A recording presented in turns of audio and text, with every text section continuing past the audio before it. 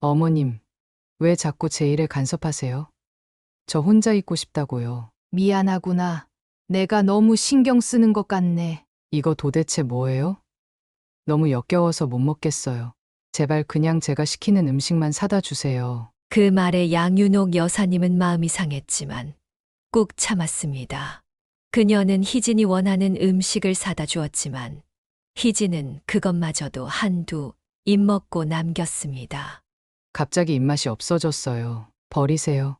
더 당혹스러웠던 것은 희진이 재현에게 용돈을 요구하라고 양윤옥 여사님을 부추겼습니다. 어머님, 재현 오빠한테 용돈 좀 더 달라고 하세요. 어머님 용돈으로는 제가 원하는 음식 사기도 부족하잖아요. 어머님 참 고집이 세시네요. 아들이 드리겠다는데 왜 그러세요? 어머니, 요즘 왜 자주 안 오세요? 희진이가 혼자 있을 때 누가 좀 봐줘야 하는데. 나도 이제 나이가 있어서 그런지 자주 피곤하구나. 그리고 너희도 신혼부부인데 늙은이가 자꾸 있으면 부담스럽잖아. 사연을 듣고 난 후 각자의 의견을 댓글로 남겨주시기 바랍니다. 사소한 댓글이라도 사연자분에게 큰 힘이 될 수 있습니다. 각색될 수 있고 사연자분의 입장에서 구성될 수 있습니다. 양윤옥 여사님은 인천 차이나타운 근처의 낡고 초라한 동네에서 태어났습니다. 그녀의 가정은 동네에서도 특히 가난했기에 양윤옥과 언니, 동생들은 어린 나이부터 스스로 끼니를 해결해야 했습니다. 어머니가 차려주는 밥상은 언제나 부족했고 온 가족이 둘러앉아도 배불리 먹을 수 없었습니다. 양윤옥은 종종 동생들과 함께 시장 바닥에 떨어진 과일이나 채소 조각을 주워와서 끼니를 때웠습니다. 그 어린 시절의 배고픔은 양윤옥 여사님의 성격을 강인하게 만들었습니다. 불평하기보다는 해결책을 찾는 성격이 그때부터 형성되었습니다. 학창 시절 그녀는 또래들처럼 책보다는 실용적인 기술에 더 관심이 많았습니다. 방과 후에는 항상 동네 세탁소에서 심부름을 하거나 구멍가게에서 물건을 정리하는 일을 도왔습니다. 그렇게 번 작은 돈으로 동생들의 학용품을 사주거나 집에 보태곤 했습니다. 공부는 뭐, 나 같은 애들한테는 사치지. 빨리 돈을 벌어야 엄마도 편해질 테니까. 그녀는 고등학교를 졸업하자마자 본격적으로 취업 전선에 뛰어들었습니다. 그 시절엔 성장하던 시기라 몸만 성실하면 일자리를 구하기는 어렵지 않았습니다. 양윤옥 여사님은 처음에 기차 안내원으로 취직했습니다. 한복 유니폼을 입고 승객들에게 안내하는 일이었습니다. 기차 안에서 승객들을 응대하고 계속 움직이는 활동적인 업무가 그녀의 성격과 잘 맞았습니다. 처음 받은 월급은 고스란히 집에 보냈지만 두 번째 월급부터는 조금씩 저축을 시작했습니다. 그녀는 언젠가 자신만의 공간을 갖고 싶었고 6개월 동안 꼬박꼬박 모은 돈으로 마침내 작은 고시원 방 하나를 얻어 독립할 수 있었습니다. 독립한 후에도 그녀의 근면 성실함은 계속되었습니다. 영화관에서 티켓 판매부터 청소까지 다양한 잡무를 맡았는데 보통은 남자들이 하던 무거운 일도 마다하지 않았습니다. 영사기사가 늦게 올 때는 그녀가 대신 영사기를 돌리기도 했습니다. 덕분에 그녀는 1년 정도 영화관에서 일한 후에 더 좋은 조건으로 동대문에 있는 대형 백화점의 화장품 판매직으로 옮길 수 있었습니다. 그녀는 고객들의 피부 타입과 취향을 빠르게 파악하는 재능이 있었습니다. 특히 중년 여성들에게 인기가 많았고 단골 손님도 꽤 생겼습니다. 판매 실적이 좋아 자주 보너스도 받았습니다. 그녀는 이제 가족들에게 용돈을 보내고도 자신을 위한 여유가 생겼습니다. 그러나 백화점에서의 안정된 생활 속에서 그녀는 인생을 완전히 바꿀 만한 큰 실수를 저지르게 됩니다. 자신의 힘으로 돈을 벌며 독립적인 삶을 살아가던 그녀의 앞에 운명처럼 나타난 한 남자는 그녀의 인생을 완전히 다른 방향으로 이끌게 됩니다. 동대문 백화점에서의 안정된 직장 생활은 양윤옥 여사님에게 작은 성취감을 안겨주었습니다. 그러나 인생이란 예측할 수 없는 법. 그녀의 삶에 가장 큰 변화를 가져온 사건은 바로 그곳에서 시작되었습니다. 백화점 3층 남성복 매장에서 근무하던 정석호라는 남자와의 만남이 그녀의 운명을 완전히 바꿔놓았습니다. 정석호는 같은 백화점 내에서도 한눈에 띄는 인물이었습니다. 180cm가 넘는 훤칠한 키에 갸름한 얼굴, 특히 그의 부드러운 미소는 여성 고객들 사이에서 인기 요인이었습니다. 매장 여직원들은 그가 지나갈 때마다 수군거리곤 했지만 양윤옥 여사님은 그런 분위기에 동참하지 않았습니다. 남자 얼굴 좋다고 밥 먹고 살 수 있나? 결국 중요한 건 돈이지. 그녀는 동료들의 수다에 이렇게 일축하곤 했습니다. 그녀에게는 가난에서 벗어나는 것이 최우선 목표였고 남자와의 로맨스 같은 것은 사치로 여겨졌습니다. 게다가 그녀는 스스로를 여성스럽지 못하다고 생각했습니다. 어릴 때부터 동생들을 돌보고 육체 노동을 해왔기에 그녀의 손은 거칠었고 태도도 다소 투박했습니다. 7월의 어느 저녁 예보에 없던 폭우가 쏟아지기 시작했습니다. 퇴근 시간이 되었지만 양윤옥 여사님은 우산을 준비하지 못했고 백화점 출입구 앞에서 발을 동동 구르고 있었습니다. 이런 날엔 택시를 타야 하나? 근데 너무 비싼데. 고민하고 있을 때 누군가 그녀의 등 뒤에서 다가왔습니다. 혹시 우산 없으세요? 제가 정류장까지 같이 가드릴게요. 돌아보니 정석호였습니다. 그는 자신의 검은 우산을 양윤옥 여사님 쪽으로 기울이며 미소를 지었습니다. 아, 괜찮아요. 좀 있으면 그칠 것 같은데. 양윤옥 여사님이 머뭇거리자 정석호는 그녀의 팔을 살짝 잡아 우산 아래로 이끌었습니다. 비가 더 심해질 것 같은데 그냥 가시죠. 어차피 저도 그쪽 방향이에요. 그 순간 그의 손이 그녀의 어깨에 살짝 닿았고 양윤옥 여사님은 이상한 떨림을 느꼈습니다. 이전에 느껴보지 못한 감정이었습니다. 마치 전류가 흐르는 듯한 느낌이 전신을 타고 흘렀습니다.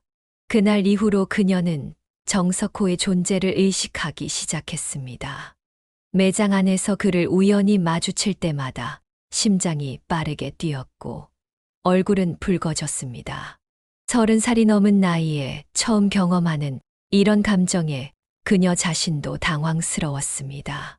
처음에는 그저 자신의 감정을 억누르려 했지만 점점 더 그를 향한 마음을 숨길 수 없게 되었습니다.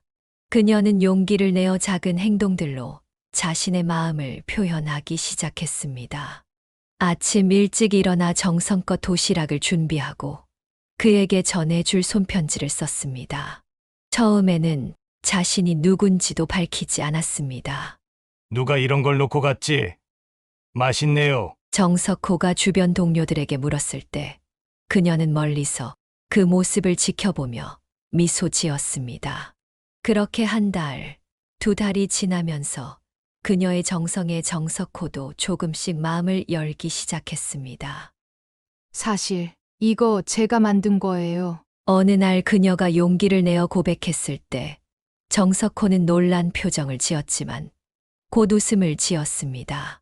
알고 있었어요. 누가 봐도 당신밖에 없었거든요. 그렇게 그들은 서로에게 마음을 열고 데이트를 시작했습니다. 첫 몇 개월은 양윤옥 여사님에게 꿈만 같은 시간이었습니다. 처음으로 누군가에게 소중한 존재가 되었다는 느낌에 행복했고 이전에 고단했던 삶이 멀게만 느껴졌습니다. 정말 행복한 거 맞아? 내가 이런 감정도 느낄 수 있다니. 그러나 이 행복은 오래 가지 않았습니다. 6개월쯤 지났을 때 그녀는 정석호가 다른 여성과 함께 있는 모습을 우연히 목격했습니다. 처음에는 단순한 오해라고 생각했습니다. 그러나 비슷한 상황이 반복되었고 곧 그가 다른 여성들과도 관계를 맺고 있다는 소문이 그녀의 귀에 들어왔습니다. 그 사람 원래 여자 많이 만나는 거 몰랐어? 유명한 바람둥이인데. 동료의 이 말에 양윤옥 여사님은 큰 충격을 받았습니다. 그러나 이미 정석호에게 깊이 빠져 있던 그녀는 그의 변명을 받아들였습니다. 그냥 오해야. 내가 사랑하는 건 당신뿐이라고. 정석호의 달콤한 말에 그녀는 한 번, 두 번 용서했습니다. 하지만 그의 바람기는 나아질 기미가 없었고 양윤옥 여사님은 점점 자존감이 낮아졌습니다. 그를 향한 사랑과 배신감 사이에서 괴로워하던 그녀는 마침내 관계를 끝내기로 결심했습니다. 이제 정말 끝내야겠어. 더 이상은 못 참아. 하지만 운명은 그녀에게 또 다른 시험을 준비하고 있었습니다. 헤어지기로 마음먹은 바로 그날, 양윤옥 여사님은 자신이 임신했다는 사실을 알게 되었습니다. 임신 테스트기의 두 줄을 보는 순간 그녀의 세계는 완전히 흔들렸습니다. 양윤옥 여사님은 임신 사실을 확인한 후 며칠 동안 혼란스러운 감정에 휩싸였습니다. 그녀는 작은 원룸에 홀로 앉아 벽만 바라보며 시간을 보냈습니다. 30이 넘은 나이에 미혼모가 된다는 것은 감당하기 어려운 상황이었습니다. 이 아이를 혼자 키울 수 있을까? 사람들의 손가락질은 어떻게 견디지? 하지만 책임감 강한 그녀는 낙태라는 선택지는 고려하지 않았습니다. 며칠 고민 끝에 그녀는 정석호에게 진실을 털어놓기로 결심했습니다. 석호 씨, 나 할 말이 있어요. 양윤옥 여사님은 떨리는 목소리로 임신 사실을 알렸습니다. 정석호의 표정이 일그러지는 것을 보며 그녀는 최악의 상황을 예상했습니다. 아, 그게 우선 진정하고 얘기해요. 정말 내 아이가 맞나요? 그의 첫 반응은 의심이었습니다. 양윤옥 여사님은 가슴이 찢어지는 듯한 아픔을 느꼈지만 담담하게 대답했습니다. 당신 말고 다른 남자를 만난 적 없어요. 내가 그런 사람으로 보여요? 정석호는 한동안 말이 없었습니다. 그는 자리에서 일어나 카페 난간을 바라보며 서 있었습니다. 양윤옥 여사님은 그가 자리를 떠날까 두려워 숨소리조차 내지 못했습니다. 일주일만 시간을 줘요. 내가 뭘 할 수 있는지 생각해 볼게요. 그 일주일은 양윤옥 여사님에게 영원처럼 느껴졌습니다. 그녀는 출근도 제대로 하지 못했고 밤마다 눈물로 베개를 적셨습니다. 그리고 마침내 정석호가 연락을 했습니다. 내일 저녁에 만납시다. 중요한 얘기가 있어요. 다음 날 저녁 그들은 한강변 공원에서 만났습니다. 가을 바람이 쌀쌀하게 불어왔고 노을이 강물에 붉게 물들고 있었습니다. 많이 생각해 봤어요. 나도 내 아이에 대한 책임을 져야겠다고 생각했어요. 결혼하실래요? 양윤옥 여사님은 놀라서 말을 잇지 못했습니다. 그의 제안이 진정 사랑에서 비롯된 것인지 아니면 단순한 책임감 때문인지 구분할 수 없었습니다. 하지만 그녀의 상황에서 더 나은 선택지는 없었습니다. 정말 그래도 괜찮아요? 후회하지 않을까요? 걱정 마세요. 앞으로는 제대로 된 남편이 되겠습니다. 정석호는 그녀의 손을 꼭 잡으며 약속했습니다. 그의 눈빛에서 진심을 읽고 싶었던 양윤옥 여사님은 희망의 끈을 놓지 않았습니다. 결혼하면 달라질 거야. 책임감 있는 남편과 아버지가 될 거야. 그녀는 스스로에게 되뇌었습니다. 그들의 결혼식은 매우 간소했습니다. 양윤옥 여사님의 부모님은 이미 돌아가셨고 언니와 동생들만 참석했습니다. 정석호 쪽에서도 부모님과 몇몇 친척들만 왔습니다. 하객들의 표정에서 그녀는 서둘러 진행된 결혼에 대한 의구심을 읽을 수 있었습니다. 결혼 2달 후 양윤옥 여사님은 건강한 사내아이를 출산했습니다. 태어난 아들은 재현이라는 이름을 갖게 되었습니다. 재현이의 탄생은 양윤옥 여사님에게 새로운 삶의 의미를 부여했습니다. 그녀는 밤낮으로 아기를 돌보며 행복을 느꼈고 정석호도 처음에는 좋은 아버지가 되려고 노력했습니다. 우리 아들, 아빠 닮아서 정말 잘생겼네. 앞으로 공부 많이 시켜서 대학까지 보내야지. 정석호는 아들을 안고 이렇게 말하며 미소를 지었습니다. 그 모습을 보며 양윤옥 여사님은 정말 가정이 행복해질 수 있을 거라는 희망을 품었습니다. 그들의 결혼 생활은 재현이가 2살이 될 때까지는 비교적 평탄했습니다. 정석호는 백화점에서 매니저로 승진했고 양윤옥 여사님은 육아에 전념했습니다. 그들은 작은 임대 아파트로 이사했고 비록 넉넉하지는 않았지만 평범한 가정의 모습을 갖추었습니다. 하지만 서서히 불안의 그림자가 드리우기 시작했습니다. 정석호의 귀가 시간이 점점 늦어졌고 주말에는 급한 회의나 손님 접대를 이유로 자리를 비우는 일이 잦아졌습니다. 처음에는 양윤옥 여사님도 남편의 일을 이해하려고 노력했습니다. 요즘 일이 많아서 그래. 승진하고 책임이 커진 거니까. 그러나 어느 날 밤 정석호가 돌아왔을 때 그녀는 낯선 향수 냄새를 맡았습니다. 그 순간 그녀의 가슴은 차갑게 식었습니다. 그녀의 불안은 현실이 되어가고 있었습니다. 낯선 향수 냄새를 시작으로 양윤옥 여사님의 결혼 생활은 급격히 악화되었습니다.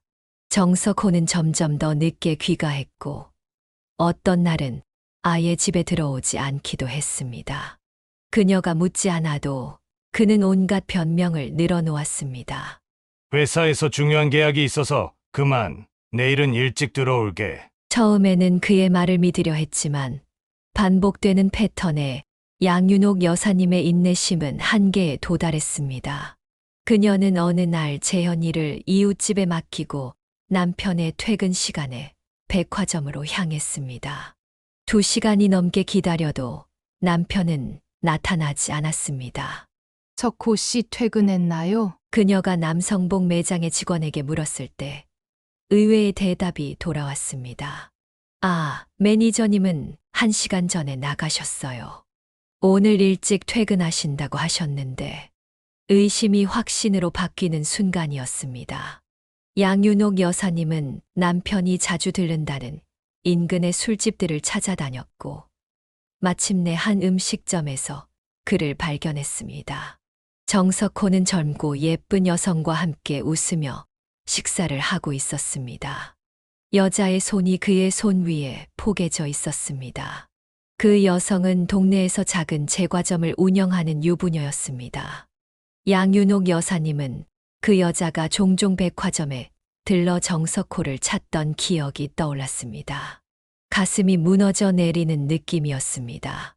그렇게 바쁘다더니 회사 일이 이런 거였나 보네. 음식점에 들어선 양윤옥 여사님의 목소리에 정석호와 그 여자는 화들짝 놀라 손을 떼었습니다. 하지만 정석호의 표정에는 당황함보다는 짜증이 더 컸습니다. 여기서 뭐 하는 거야? 당신 지금 나 미행했어? 그의 뻔뻔한 태도에 양윤옥 여사님은 더욱 화가 났습니다. 그들은 그 자리에서 격렬한 언쟁을 벌였고 결국 식당 주인이 개입해 상황을 진정시켜야 했습니다. 집으로 돌아오는 택시 안에서 그들은 말없이 앉아 있었습니다. 집에 도착한 후 정석호는 짐을 챙기기 시작했습니다. 당분간 회사 근처 여관에서 지낼 거야. 서로 냉정할 시간이 필요해. 양윤옥 여사님은 이것이 끝의 시작임을 직감했습니다. 그녀는 울지 않으려고 입술을 깨물었지만 눈물은 멈추지 않았습니다. 그러든지 어차피 당신은 우리 가족에게 관심도 없잖아. 애 아빠로서의 책임이라도 다했으면 좋겠네. 정석호는 짐을 들고 문을 나섰고 그것이 그가 이 집을 떠나는 마지막 모습이었습니다. 그 후로도 그는 한동안 생활비를 보내왔지만 점점 그 액수는 줄어들었고 약 1년 후에는 완전히 끊겼습니다. 양윤옥 여사님은 여러 번 전화를 걸어 항의했지만 결국 그의 번호는 더 이상 연결되지 않았습니다. 주변 사람들에게는 남편이 장기 출장을 갔다고 둘러댔습니다. 1980년대 초반 한국 사회에서 이혼과 편모 가정은 여전히 큰 낙인이었기 때문입니다. 하지만 시간이 흐르면서 그런 거짓말도 유지하기 어려워졌습니다. 엄마, 아빠는 언제 와요? 4살이 된 재현이의 질문에 양윤옥 여사님은 가슴이 찢어지는 아픔을 느꼈습니다. 아빠는 멀리 일하러 가셨어. 곧 올 거야. 하지만 그 곧은 결코 오지 않았습니다. 정석호는 이후로 단 한 번도 아들을 찾아오지 않았고 경제적 지원도 전화 한 통도 없었습니다. 양윤옥 여사님은 결국 홀로 재현이를 키우기로 마음을 굳혔습니다. 생활을 꾸려나가기 위해 그녀는 다시 일터로 나섰습니다. 백화점을 그만두고 이번에는 식당, 청소부, 공장 노동자 등 가능한 모든 일을 찾아 나섰습니다.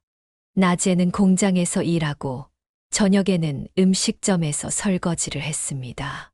주말에도 아파트 청소 일을 했습니다. 엄마, 왜 이렇게 늦게 와요?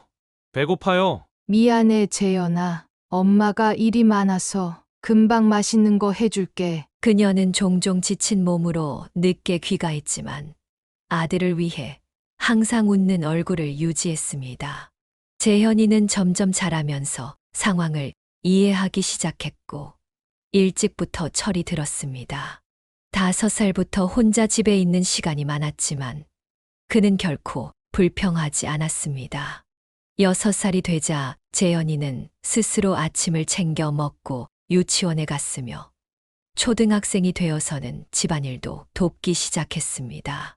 그는 또래 아이들보다 훨씬 성숙했고 책임감이 강했습니다. 엄마, 내가 밥 차렸어. 피곤할 텐데 와서 먹어. 10살 재현이가 엄마를 위해 밥상을 차리는 모습에 양윤옥 여사님은 미안함과 고마움이 교차했습니다.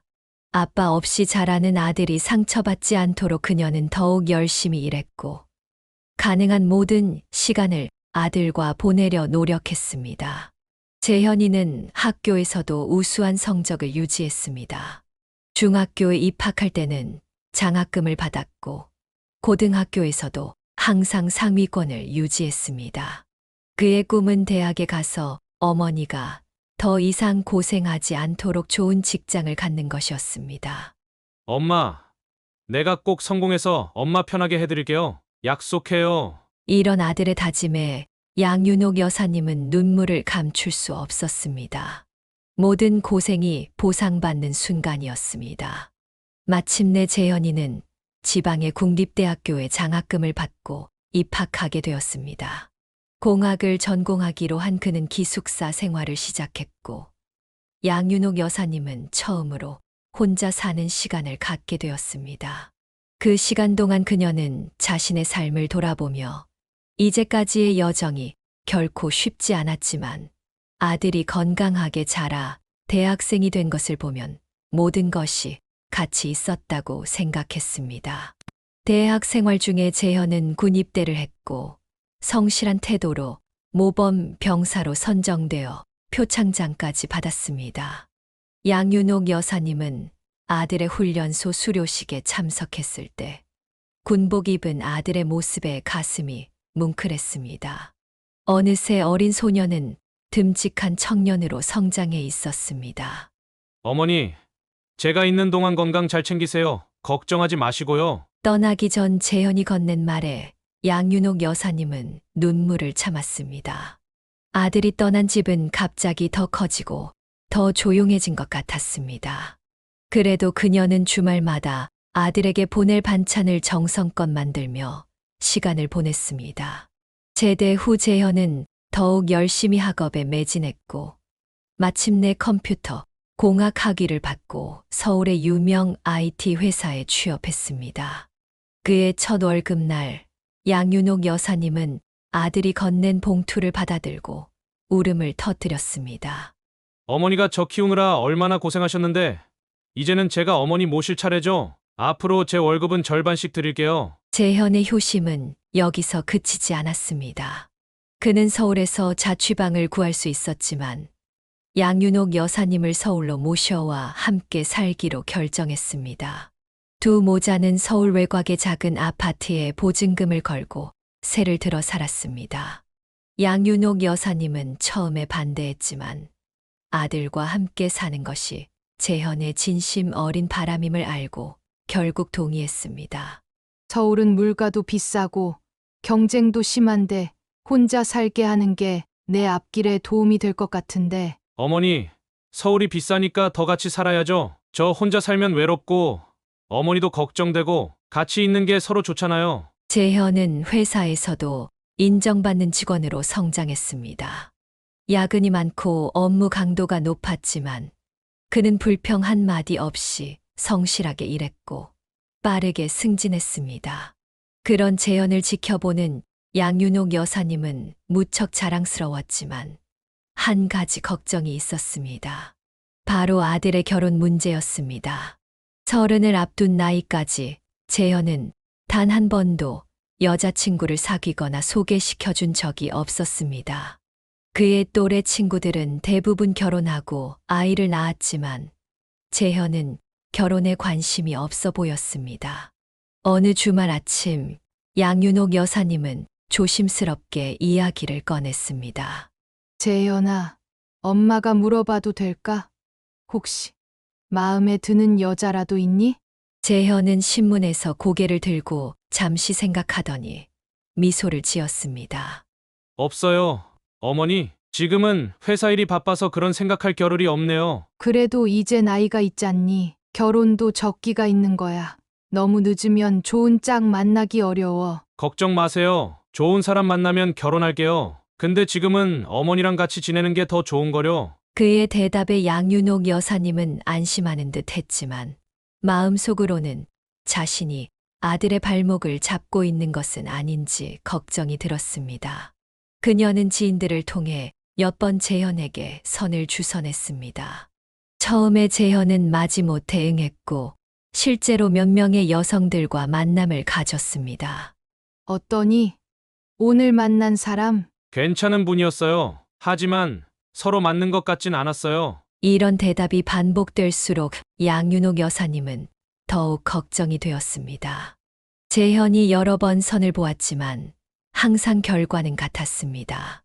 여성들은 처음에는 재현의 성실함과 든든함에 호감을 보였지만 그의 조용하고 무뚝뚝한 성격과 어머니를 모시고 사는 상황에 부담을 느끼는 듯 했습니다. 어느 날 재현은 또 한 번의 선 자리에서 돌아와 평소보다 풀이 죽은 모습이었습니다. 무슨 일 있었니? 오늘은 분위기가 안 좋아 보이네. 아니에요.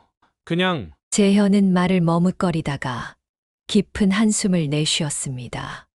사실 오늘 만난 분이 솔직하게 말해주더라고요. 제가 어머니를 모시고 산다는 점이 부담스럽대요. 요즘 젊은 사람들은 시댁과 따로 살고 싶어 한다고. 양윤옥 여사님은 가슴이 찢어지는 듯한 아픔을 느꼈습니다. 자신 때문에 아들의 행복이 가로막히고 있다는 생각에 괴로웠습니다. 재현아, 그럼 엄마가 다시 고향으로 내려갈까?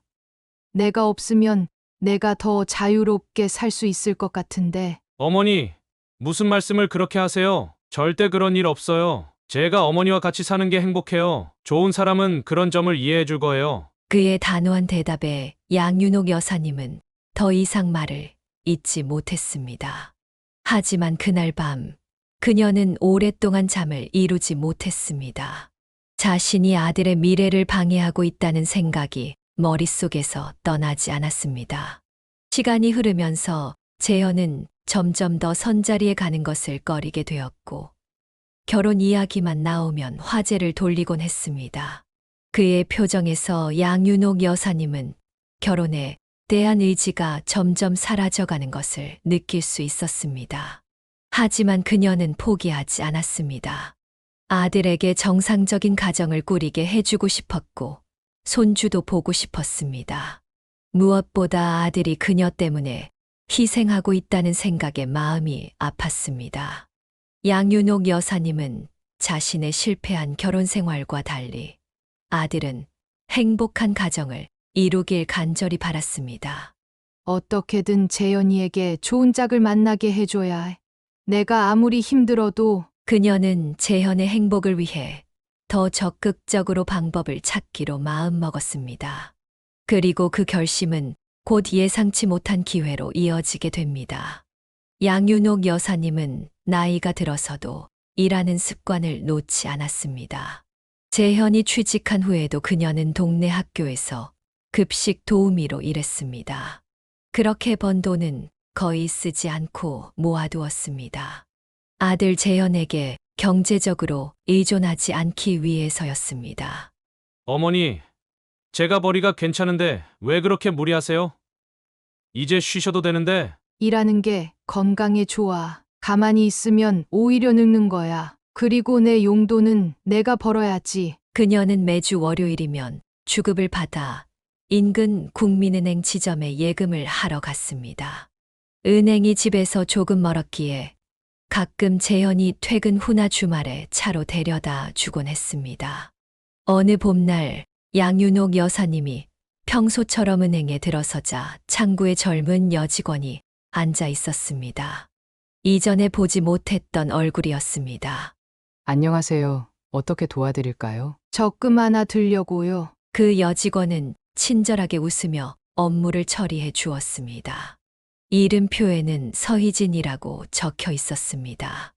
그녀는 20대 후반으로 보였고 단정한 모습과 부드러운 말투가 인상적이었습니다. 아주머니, 매주 정기적으로 저축하시는 거 정말 대단하세요. 요즘 젊은 사람들은 저축보다 소비를 더 많이 한다고요. 그러게 말이야. 우리 시절에는 무조건 아껴 쓰고 모으는 게 미덕이었지. 지금 세상은 많이 달라졌구나. 그렇게 몇 마디 이야기를 나누고 양윤옥 여사님은 은행을 나왔습니다. 다음 주에 다시 방문했을 때도 서희진 씨가 응대해 주었고 그녀는 양윤옥 여사님을 알아보고 반갑게 인사했습니다. 이렇게 매주 만나다 보니 자연스럽게 대화가 이어졌고 양윤옥 여사님은 희진에게 아들 이야기를 하게 되었습니다.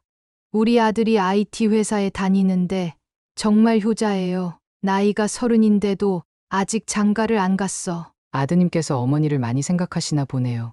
요즘은 그런 효자가 드물어요. 한 달쯤 지났을 때 재현이 주말에 양윤옥 여사님을 은행에 데려다 주었습니다.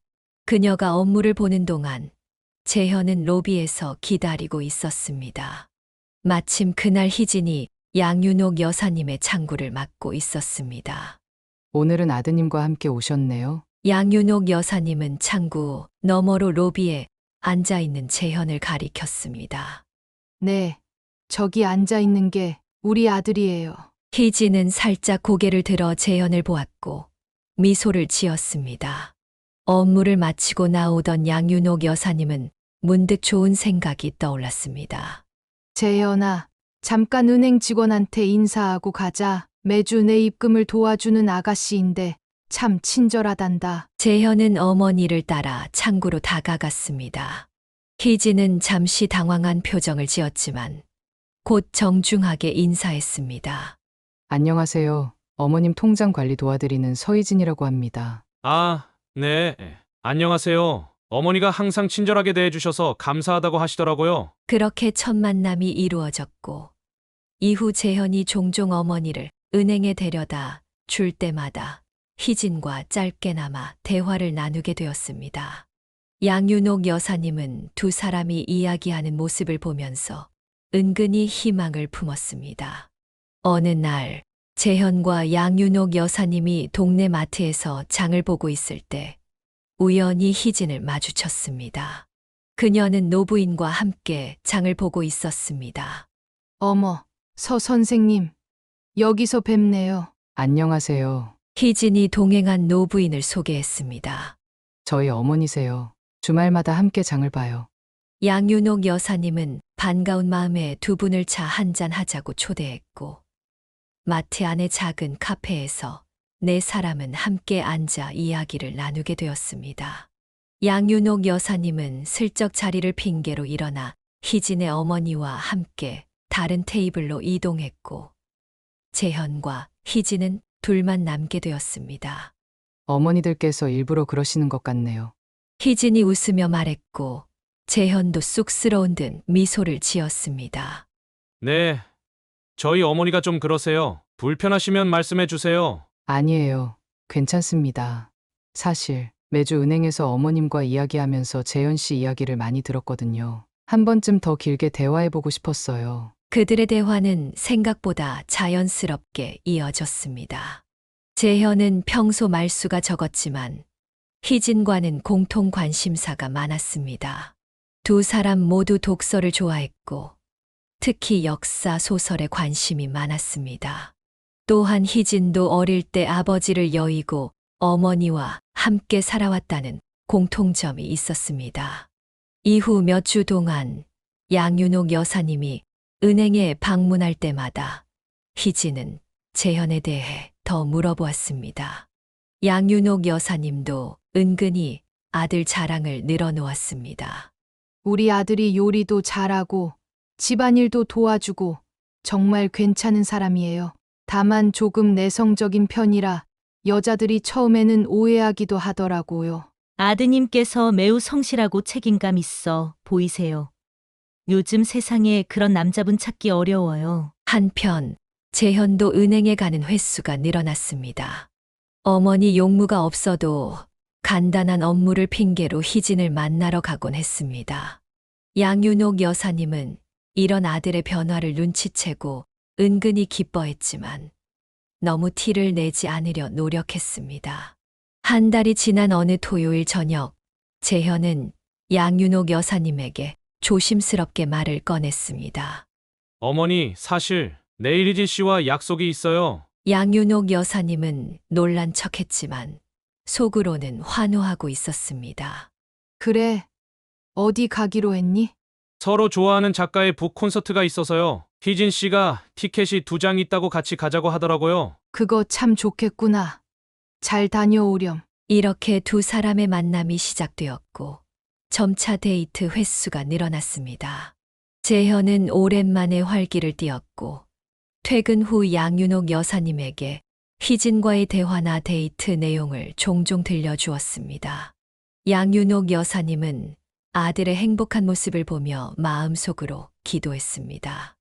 이번엔 정말 잘 되길, 우리 아들이 행복한 가정을 이룰 수 있기를. 희진은 재현과 달리 활발하고 사교적이었지만 가정을 중요시하는 가치관과 부모님에 대한 공경심이 강했습니다. 특히 양윤옥 여사님에게 항상 존중과 친절함을 보여주었습니다. 이런 모습에 양윤옥 여사님은 희진을 점점 더 마음에 들어했습니다. 재현과 희진의 만남은 꽃을 피우듯 자연스럽게 발전했습니다. 두 사람은 약 6개월간 데이트를 하며 서로에 대해 깊이 알아갔고 가치관과 미래에 대한 생각이 놀랍도록 잘 맞았습니다.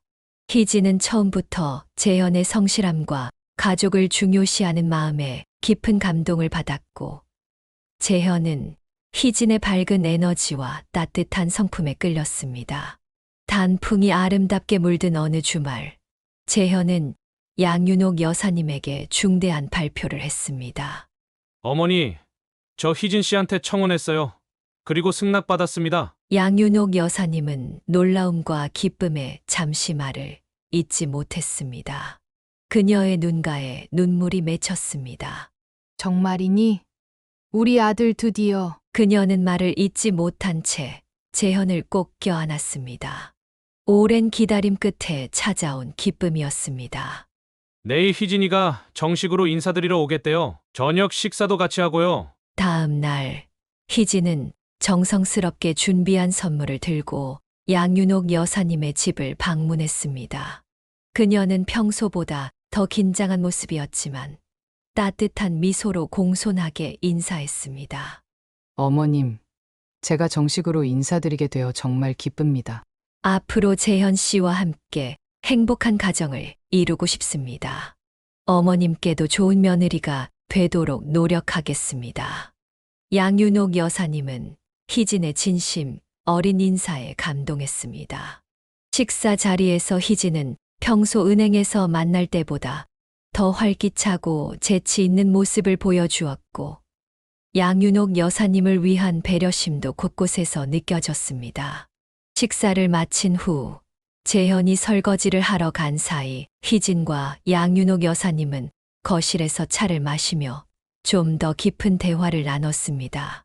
사실 제가 좀 걱정이 있어요, 어머님. 희진이 조심스럽게 말을 꺼냈습니다. 무슨 걱정인데? 결혼하면 어머님과 저희 엄마 두 분을 어떻게 모셔야 할지 고민이에요. 제 어머니도 지금 혼자 계시거든요. 두 분 다 소중하신데 양윤옥 여사님은 희진의 효심, 어린 고민에 감동했습니다. 많은 젊은이들이 부모와 함께 사는 것을 부담스러워하는 시대에 오히려 양가 어머니들을 어떻게 잘 모실지 걱정하는 예비 며느리가 고마웠습니다. 그런 걱정을 하다니. 넌 정말 착한 아이구나. 하지만 너무 부담 갖지 마. 우리 같은 늙은이들은 그저 자식들이 행복하게 사는 모습만 봐도 좋게. 희진은 고개를 저었습니다. 아니에요, 어머님. 저는 재현 씨랑 결혼하면 어머님도 함께 모시고 싶어요. 우리 엄마는 아직 젊으셔서 혼자 계시는 걸 오히려 편해하시거든요. 주말마다 찾아뵙고 자주 연락드리면 되지 않을까 싶어요. 양윤옥 여사님은 희진의 제안에 깊은 감동을 느꼈지만 한편으로는 젊은 부부의 새 출발의 짐이 될까 걱정되었습니다. 아가, 그렇게 말해주니 고맙지만 신혼부부가 시어머니와 함께 산다는 건 쉬운 일이 아니야. 나는 너희가 새 출발을 하는 게 더 좋을 것 같아. 하지만 희진은 진심으로 양윤옥 여사님과 함께 살고 싶다는 뜻을 굽히지 않았고, 나중에 재현도 이 대화에 합류해 같은 의견을 피력했습니다. 결국 양윤옥 여사님은 그들의 진심 어린 제안을 받아들이기로 했습니다. 상견례는 조용한 한식당에서 이루어졌습니다. 희진의 어머니 김미숙 씨는 품이 있고 지적인 분위기의 여성이었습니다. 그녀 역시 일찍 남편을 여의고 딸을 홀로 키운 공통점이 있어서인지 양윤옥 여사님과 금세 친밀한 대화를 나누었습니다. 우리 딸이 항상 재현 씨 이야기를 하더니 정말 듬직하고 좋은 청년이네요. 이렇게 만나게 되어 기쁩니다. 저도 희진이를 처음 봤을 때부터 마음에 들었어요. 우리 아들과 정말 잘 어울리는 것 같아요. 양가 어머니들의 화기애애한 분위기 속에서 결혼 준비는 순조롭게 진행되었습니다. 재현은 결혼을 앞두고 회사에서 승진도 하게 되어 더욱 기뻤습니다.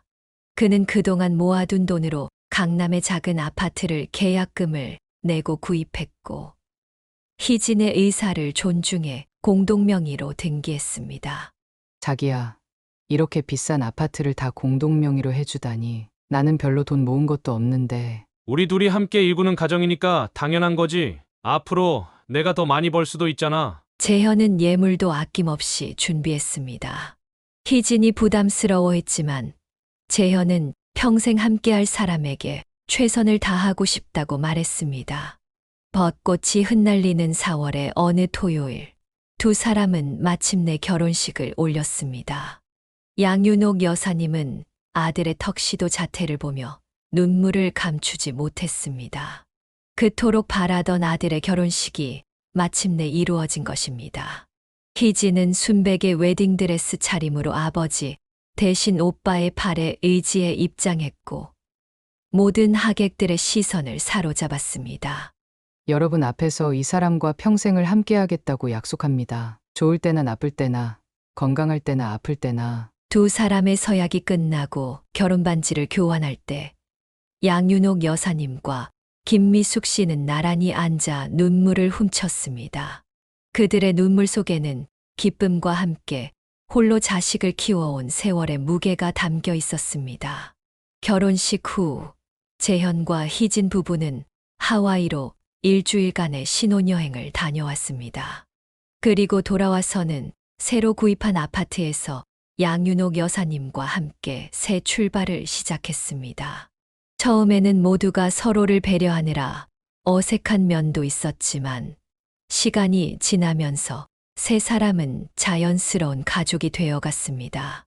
양윤옥 여사님은 자신의 실패한 결혼과 달리 아들 부부의 행복한 모습을 보며 안도했습니다.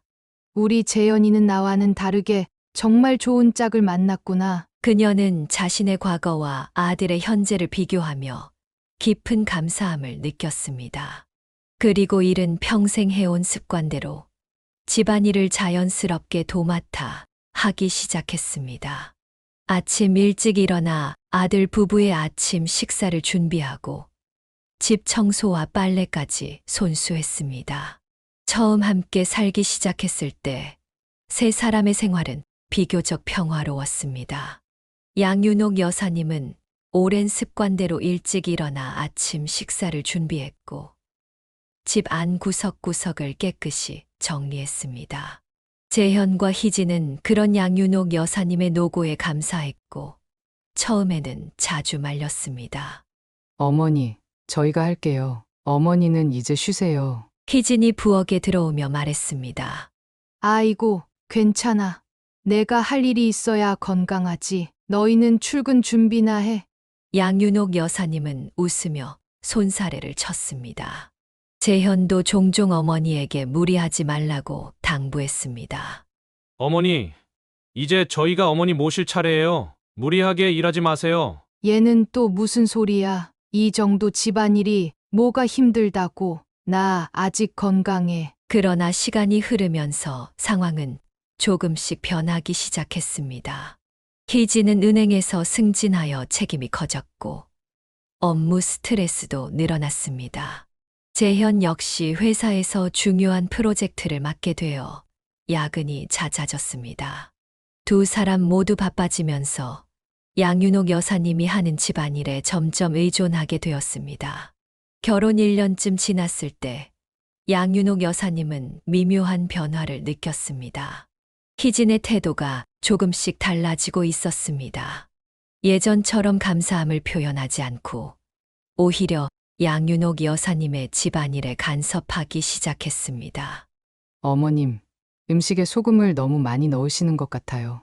재현이 혈압이 걱정돼요. 어머님, 세탁기 돌리실 때 제 옷은 따로 빨아주세요. 섞어서 빨면 옷이 상해요. 처음에는 작은 요구사항이었지만 점차 요구는 늘어났고 말투도 예전보다 차가워졌습니다.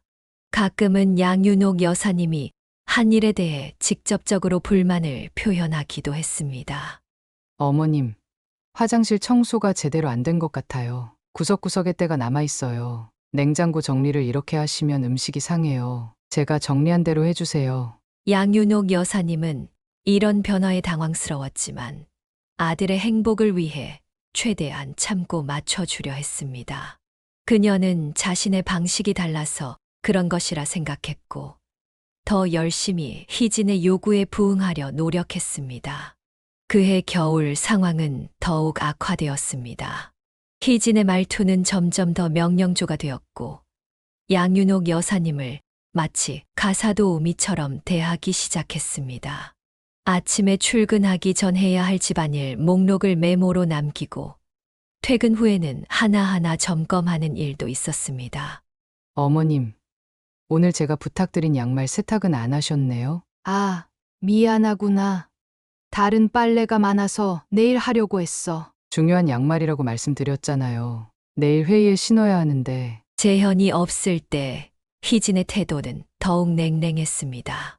그러나 재현이 집에 오면 희진은 마치 마법처럼 다정한 며느리로 변했습니다. 양윤옥 여사님은 이런 이중적인 모습에 혼란스러웠지만 아들에게 말하면 부부 사이에 금이 갈까 두려워 입을 다물었습니다. 어머니, 요즘 왜 그렇게 말이 없으세요? 몸이 안 좋으신 거예요? 재현이 어느 날 저녁 걱정스럽게 물었습니다. 아니야, 괜찮아. 그냥 좀 피곤한가 보다. 양윤옥 여사님은 미소로 답했지만 속으로는 갈등이 심해졌습니다. 그녀는 점점 더 자신의 방에 머무는 시간이 길어졌고 가족 식사 자리에서도 말이 줄어들었습니다. 양윤옥 여사님은 중대한 결정을 내렸습니다. 아들 부부를 위해서라도 자신이 독립하는 것이 좋겠다고 생각한 것입니다. 그녀는 한 달 동안 고민하다가 마침내 용기를 내어 이야기를 꺼냈습니다. 토요일 저녁 세 사람이 함께 식사를 마친 후였습니다. 얘들아, 내가 할 말이 있구나. 양윤옥 여사님의 진지한 목소리에 재현과 희진은 귀를 기울였습니다. 나 혼자 살려고 해. 너희들도 결혼한 지 이제 꽤 됐으니 신혼의 단꿈을 더 누려야지. 늙은이가 옆에 있으면 불편할 거 아니야. 재현은 충격을 받은 듯 눈을 크게 떴습니다. 갑자기 무슨 말씀이세요? 저희가 어머니 모시는 게 불편한 거 있었나요? 아니야. 그런 게 아니라 내가 좀 쉬고 싶기도 하고 친구들도 만나고 싶.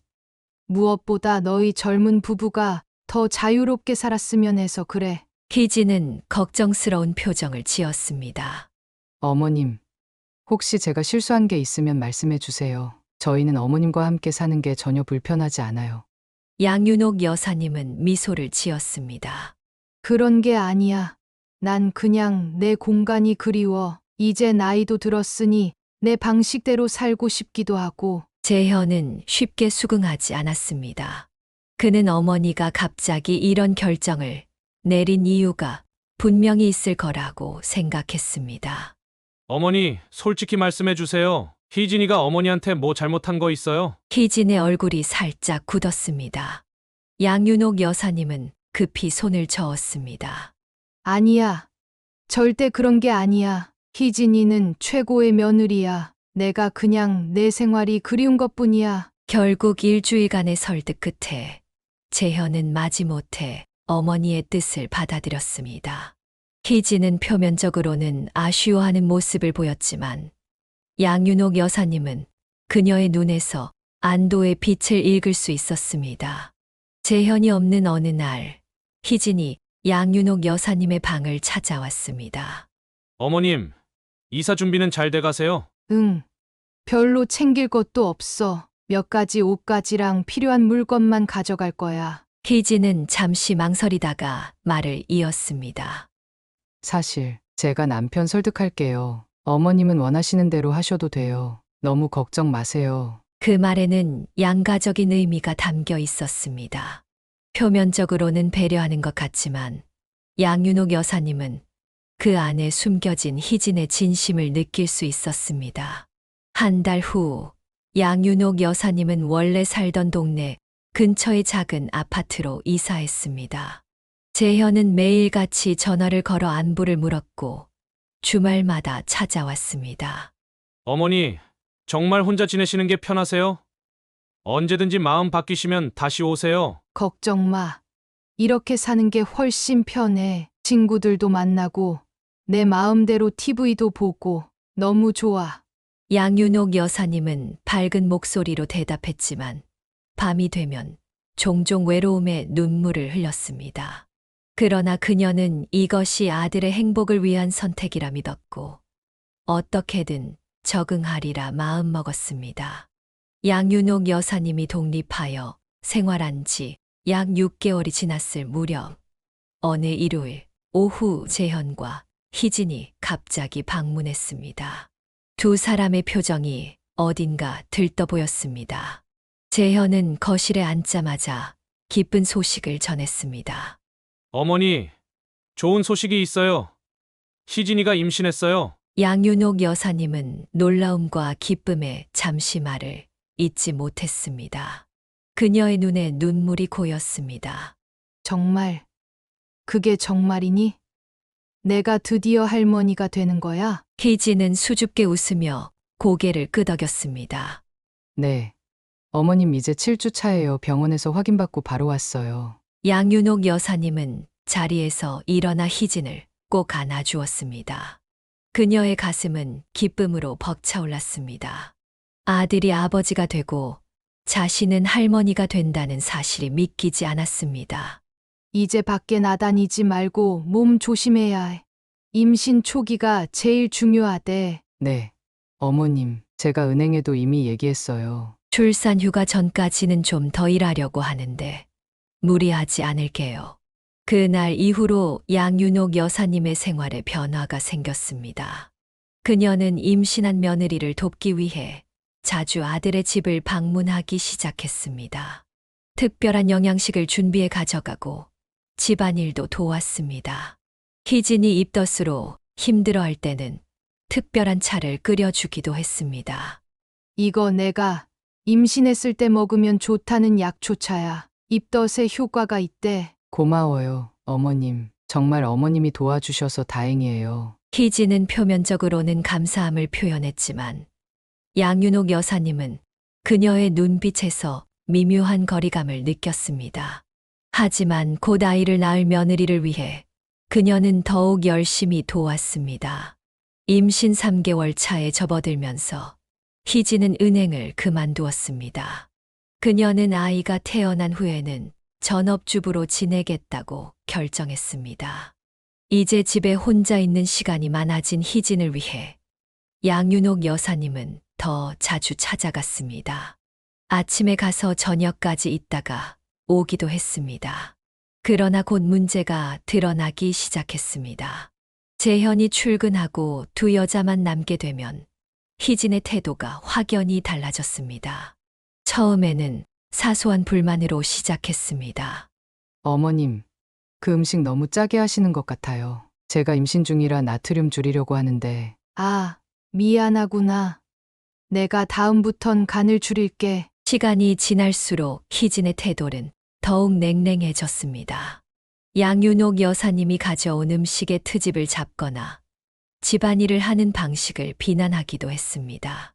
어머님, 제 옷은 그렇게 세탁하시면 안 돼요. 드라이클리닝 해야 하는 거라고 몇 번이나 말씀드렸잖아요. 어머님, 이 국은 무슨 맛이에요? 도저히 못 먹겠어요. 양윤옥 여사님은 이런 상황에 당혹스러웠지만 임신 중인 며느리의 예민함으로 이해하려 노력했습니다. 그러나 상황은 점점 악화되었습니다. 임신 6개월 차에 접어든 희진의 기분 변화는 더욱 극단적이 되었습니다. 그녀는 양윤옥 여사님에게 자주 짜증을 내며 때로는 눈물을 보이기도 했습니다.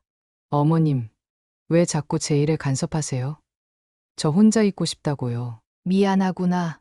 내가 너무 신경 쓰는 것 같네. 하루는 양윤옥 여사님이 정성껏 준비한 보양식을 가지고 방문했을 때 희진은 한 입 먹더니 맛이 없다며 접시를 밀어냈습니다.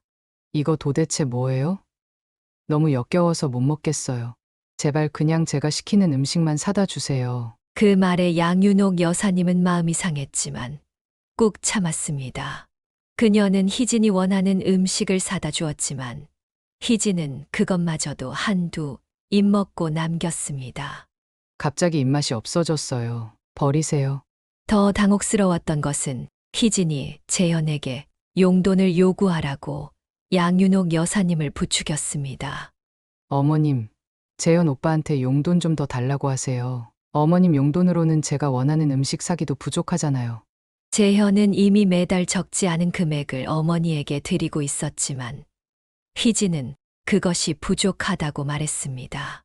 양윤옥 여사님은 아들에게 더 부담을 주고 싶지 않아 거절했지만 희진은 그런 그녀를 못마땅해 했습니다. 어머님 참 고집이 세시네요. 아들이 드리겠다는데 왜 그러세요? 이런 상황이 반복되면서 양윤옥 여사님은 점점 방문 횟수를 줄이기 시작했습니다. 처음에는 일주일에 34번 방문했던 것을 2번으로, 나중에는 1번으로 줄였습니다. 그리고 방문 시간도 짧게 조정했습니다.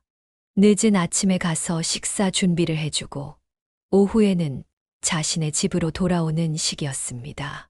재현은 어머니의 방문이 줄어든 것을 눈치채고 궁금해했습니다. 어머니, 요즘 왜 자주 안 오세요? 희진이가 혼자 있을 때 누가 좀 봐줘야 하는데. 나도 이제 나이가 있어서 그런지 자주 피곤하구나. 그리고 너희도 신혼부부인데 늙은이가 자꾸 있으면 부담스럽잖아. 무슨 말씀이세요? 희진이도 어머니 오시면 좋아하는데요. 양윤옥 여사님은 웃으며 고개를 끄덕였지만 사실은 희진이 자신을 원하지 않는다는 것을 잘 알고 있었습니다. 그녀는 아들에게 진실을 말하고 싶었지만 부부 사이의 갈등을 일으키고 싶지 않았습니다. 특히 아이가 곧 태어날 상황에서 더욱 그랬습니다. 어느 날 희진의 진료 결과를 듣기 위해 병원에 동행했을 때 양윤옥 여사님은 의사의 말을 들으며 가슴이 철렁했습니다. 태아 상태는 좋습니다만 산모분이 스트레스를 많이 받고 계신 것 같네요. 혈압이 조금 높아서 안정이 필요합니다. 돌아오는 차 안에서 재현이 아내에게 물었습니다. 왜 스트레스를 받아? 회사 그만뒀으니 이제 편해야 할 텐데. 희진은 잠시 망설이다가 양윤옥 여사님을 힐끗 보았습니다. 아니, 그냥 임신이라는 게 원래 긴장되고 그런가 봐. 그 순간 양윤옥 여사님은 자신이 희진에게 스트레스 원인이 되고 있다는 것을 깨달았습니다. 이제 자신이 더 물러나야 할 때라고 생각했습니다. 양윤옥 여사님이 방문 횟수를 줄인 후로도 상황은 나아지지 않았습니다. 희진의 출산이 2달 앞으로 다가왔을 무렵 갑자기 재현으로부터 당혹스러운 전화가 왔습니다. 어머니, 죄송한데 당분간 집에 오지 않으셨으면 해요. 왜? 무슨 일이 있니? 희진이가 안정이 필요하대요. 의사 선생님이 외부인 방문을 자제하라고 했어요. 외부인이라니. 내가 외부인이란 말이니? 아니, 그런 뜻이 아니라 그냥 임신 후기라 조심해야 한대요. 태교에도 좋지 않다고. 양윤옥 여사님은 가슴이 찢어지는 듯한 아픔을 느꼈지만 아들의 말에 수긍했습니다. 그녀는 매일 전화로 안부를 물으며 한 달을 보냈습니다. 그런데 한 달이 지나도 재현은 여전히 방문을 미루었고 심지어 양윤옥 여사님의 생일에도 희진의 컨디션이 좋지 않다는 이유로 방문이 취소되었습니다. 어머니, 정말 죄송해요. 케이크랑 선물은 택배로 보낼게요. 양윤옥 여사님은 처음으로 강하게 의문을 제기했습니다. 재현아, 정말 희진이 때문인 거니? 아니면 다른 이유가 있는 거야? 아, 그게 나중에 직접 뵙고 말씀드릴게요. 의심이 커져가던 어느 날 밤, 양윤옥 여사님의 현관 초인종이 울렸습니다. 밤 11시가 넘은 시간이었습니다. 문을 열자 지친 표정의 재현이 서 있었습니다. 재현아, 이 시간에 웬일이니? 어머니, 좀 들어가도 될까요? 재현의 안색이 좋지 않았습니다. 그는 거실 소파에 털썩 주저앉더니 고개를 떨구었습니다. 양윤옥 여사님은 불안한 마음으로 차를 준비해 왔습니다. 무슨 일이니? 희진이는? 아기는 괜찮은 거지? 재현은 깊은 한숨을 내쉬고 마침내 입을 열었습니다. 어머니, 제가 큰 실수를 했어요. 희진이가 다른 남자와 관계가 있었어요. 양윤옥 여사님은 갑작스러운 소식에 충격을 받았습니다. 뭐라고? 그게 무슨? 재현은 지난 몇 달간 있었던 일을 하나하나 털어놓기 시작했습니다. 희진이 임신 중에도 자주 장모님 집에 가자고 재촉했다는 것. 양윤옥 여사님이 방문할 때는 항상 불편해했다는 것. 그리고 장모님의 병원비와 간병인 문제로 자주 다툼이 있었다는 것까지.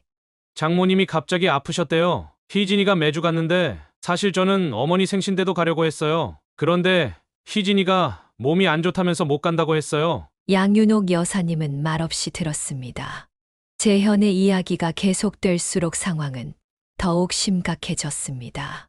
그러다 지난주에 제가 갑자기 일이 일찍 끝나서 집에 갔어요. 그런데 희진이가 전화하는 소리가 들리더라고요. 뭔가 이상한 느낌이 들어서 그 후로 며칠 동안 희진이를 관찰했어요. 재현은 목소리를 낮추었습니다. 어느 날 밤 희진이가 자는 동안 그녀의 휴대폰을 확인했어요. 처음엔 그러면 안 된다고 생각했지만 도저히 의심을 떨칠 수 없었거든요. 그가 발견한 것은 상상을 초월하는 충격적인 내용이었습니다. 희진은 2년 전부터 강진우라는 남자와 비밀 관계를 유지해오고 있었고, 현재 임신 중인 아이도 사실은 그 남자의 아이였습니다. 통화 내용이 정말 끔찍했어요. 어머니, 재현은 떨리는 손으로 녹음된 통화 내용을 재생했습니다. 희진과 강진우의 대화였습니다. 당신 집에 아무도 없는 거 확실해? 응. 재현 오빠 오늘도 늦게 들어올 거야. 출장 간다고 했거든. 근데 정말 괜찮은 거야? 애는 어떻고? 걱정 마. 의사도 모르더라고. 유전자 검사하기 전까진 누구 아이인지 알 수 없대. 그 뒤로 이어진 대화는 더욱 충격적이었습니다. 희진은 재현의 재산과 양윤옥 여사님의 부동산에 대해 언급하며 양윤옥 여사님을 요양원에 보내고 재산을 차지할 계획까지 세우고 있었습니다. 시어머니 이제 거의 포기한 것 같아. 내가 눈치 좀 주니까 요즘은 얼굴도 안 비추더라고. 아기 낳고 나면 어떻게든 요양원에 보낼 거야. 요양원 알아봐 줄래? 근데 노인네 재산이 얼마나 돼? 몰라. 근데 적지 않을 거야. 무엇보다 아들 녀석이 엄청 효자라 어머니 앞으로 된 집도 있고 생명보험도 큰 거 들어놨다더라. 양윤옥 여사님은 말문이 막혔습니다. 결혼 전부터 계획된 일이었을까요? 희진이 처음부터 그들을 속였다는 사실이 믿기지 않았습니다. 재현아, 그 여자가 어떻게 그럴 수가. 저도 처음엔 믿을 수 없었어요. 근데 증거가 너무 명확해서 재현은 이어서 자신이 취한 행동을 말했습니다. 그는 분노와 배신감에 휩싸여 희진의 장모를 요양원에 데려다 놓았고 희진에게는 모든 것을 알고 있다고 통보했다고 합니다. 그래서 장모님을 시골 요양원에 모셨어요. 희진이처럼 말이죠. 그리고 집에 와서 짐을 싹 빼고 나왔어요. 그래서 지금 희진이는 충격받아서 병원에 있대요. 같이 바람 피운 그 남자가 문자로 알려줬어요. 하지만 저는 이제 상관 안 해요. 변호사랑 상담했는데 불륜 증거가 확실해서 재산 분할 없이 이혼 가능하대요. 오히려 위자료를 받을 수 있다고. 양윤옥 여사님은 아들의 손을 꼭 잡았습니다. 재현은 고개를 떨구고 흐느꼈습니다. 어머니, 제가 너무 바보 같았어요. 왜 그 여자의 진심을 몰랐을까요? 내 잘못이 아니야. 아들아, 사람 마음이란 참 알기 어려운 거야. 그날 밤 재현은 양윤옥 여사님의 집에서 묵었고 그 이후로 아예 그곳에 머물게 되었습니다. 이혼 소송은 생각보다 빨리 진행되었습니다. 희진의 불륜 증거가 명백했고 아이의 친자 확인 검사 결과도 재현의 아이가 아님이 밝혀졌습니다. 법원은 재현에게 유리한 판결을 내렸고 희진은 상당한 위자료를 지불해야 했습니다. 그로부터 1년 양윤옥 여사님과 재현은 새로운 보금자리에서 함께 살게 되었습니다. 처음에는 재현이 다른 여성을 만날 생각조차 거부했지만 양윤옥 여사님의 지속적인 격려와 지원 덕분에 서서히 마음의 상처를 회복해 갔습니다. 어머니, 저 혹시 김 선생님 소개팅 한번 해보려고요. 그래, 정말. 그거 참 다행이구나. 양윤옥 여사님은 아들이 다시 희망을 품게 된 것을 보며 기뻤습니다. 그녀는 사랑하는 아들이 진정한 행복을 찾길 간절히 바랐습니다. 인생이란 참 알 수 없는 거구나. 양윤옥 여사님은 창밖을 바라보며 생각했습니다. 하지만 어떤 어려움이 닥쳐도 우리는 결국 이겨내는 법을 배우는 걸지도 몰라. 재현은 이제 주말마다 취미 활동도 하고 새로운 만남도 시도하며 조금씩 앞으로 나아가고 있었습니다. 양윤옥 여사님은 자신의 인생에서 많은 실패와 고통을 겪었지만 아들이 그런 아픔에서 벗어나 새 출발을 하는 모습을 보며 위안을 얻었습니다. 세상에는 좋은 사람도 있고 나쁜 사람도 있는 법이지. 하지만 중요한 건 포기하지 않는 거야. 그녀는 아들에게 자주 이런 말을 해주었고 이제 그 말은 그들의 삶의 모토가 되었습니다. 비록 쉽지 않은 길이었지만 양윤옥 여사님과 재현은 함께 더 밝은 미래를 향해 한 걸음씩 나아가고 있었습니다. 두 번째 사연입니다. 한옥순 여사님은 대전에 살고 있는 60대 중반의 여성입니다. 그녀는 20년 전 이사 온 날을 지금도 생생히 기억합니다. 이삿짐을 정리하던 그날, 같은 아파트 7동에 살던 은재순이 떡과 과일을 들고 찾아왔습니다. 이사 오셨다고 해서 작은 인사 드리러 왔어요. 앞으로 잘 지내봐요. 은재순이 환한 미소를 지으며 말했습니다. 당시 한옥순 여사님의 딸 미리네는 중학교 1학년, 은재순의 아들 도현은 고등학교 2학년이었습니다. 두 아이는 서로 모르고 지내다가 10년 후 우연히 같은 공무원 학원에서 만나게 되었습니다. 도현이 먼저 합격하고 미리네가 이듬해에 합격하면서 자연스럽게 선후배 관계가 형성되었고 업무로 자주 만나다 보니 서로에게 호감을 느끼게 되었습니다. 한옥순 여사님은 저녁 식사를 준비하다가 딸의 전화를 받았습니다. 엄마, 나 오늘 집에 좀 늦게 갈 것 같아 도연 선배랑 저녁 먹기로 했어. 그녀는 미소를 지으며 대답했습니다. 그래. 조심해서 다녀와. 너무 늦지는 말고. 한 달 후, 미리네는 퇴근 후 집에 돌아와 부모님께 조심스럽게 말을 꺼냈습니다.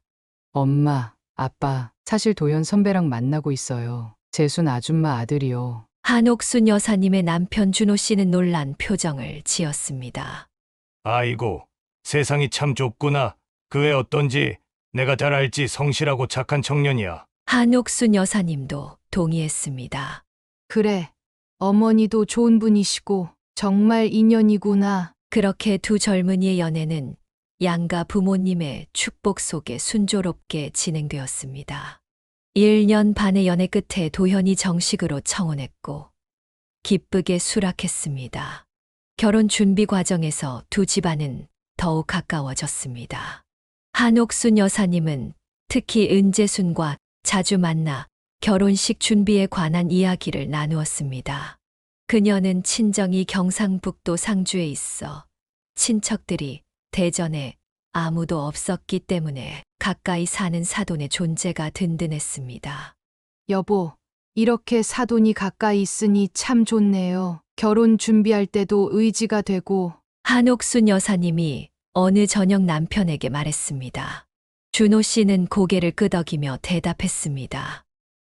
그러게, 이상하게 인연이라는 게 있는 것 같아. 20년 전에 같은 아파트로 이사 와서 지금은 사돈지간이 될 줄 누가 알았겠어. 두 집안의 부모들은 아이들의 미래를 위해 끊임없이 대화를 나누었습니다. 결혼식 날짜부터 예식장, 신혼여행지까지 모든 것을 함께 결정해 나갔습니다.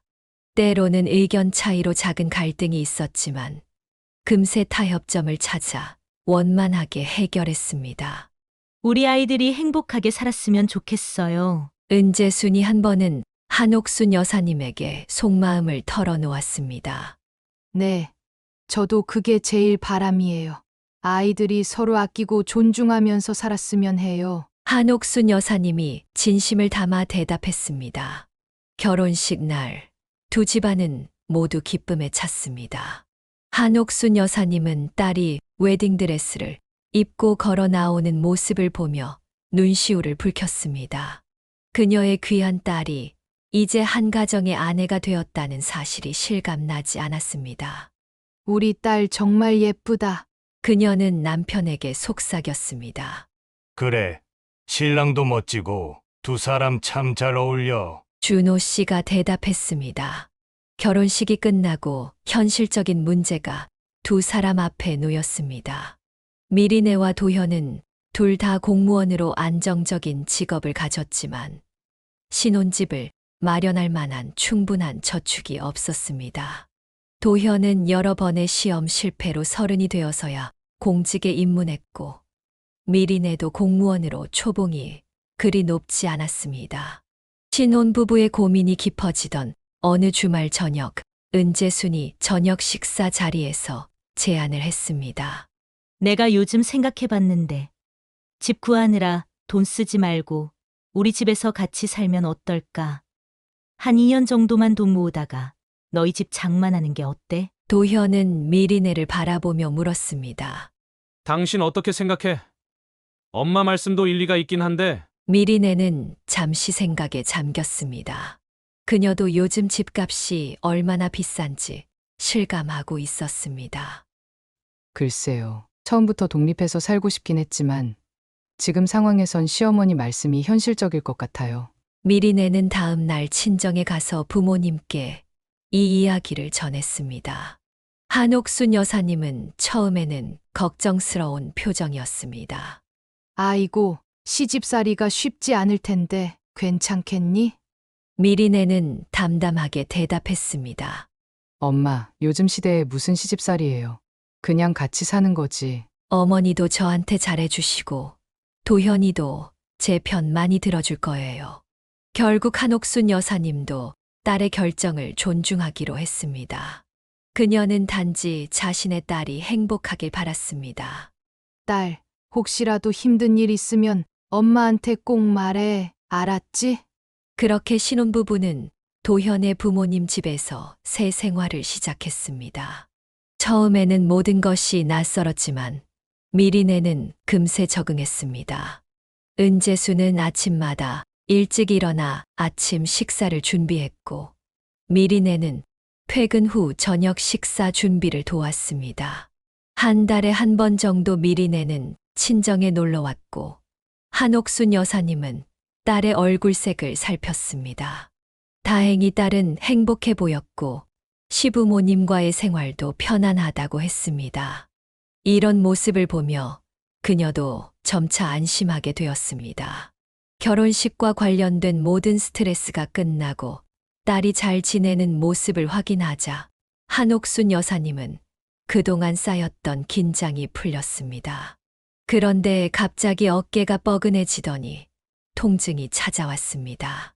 처음에는 가볍게 여겼지만 통증이 계속되자 남편의 권유로 병원을 찾았습니다. 그게 심각한 건 아닙니다. 다만 평소 운동이 부족하셔서 생긴 문제 같네요. 규칙적인 운동을 시작해 보세요. 의사가 진단했습니다. 그래서 그녀는 매일 아침 일찍 일어나 아파트 단지 내에 있는 작은 헬스장에 가기 시작했습니다.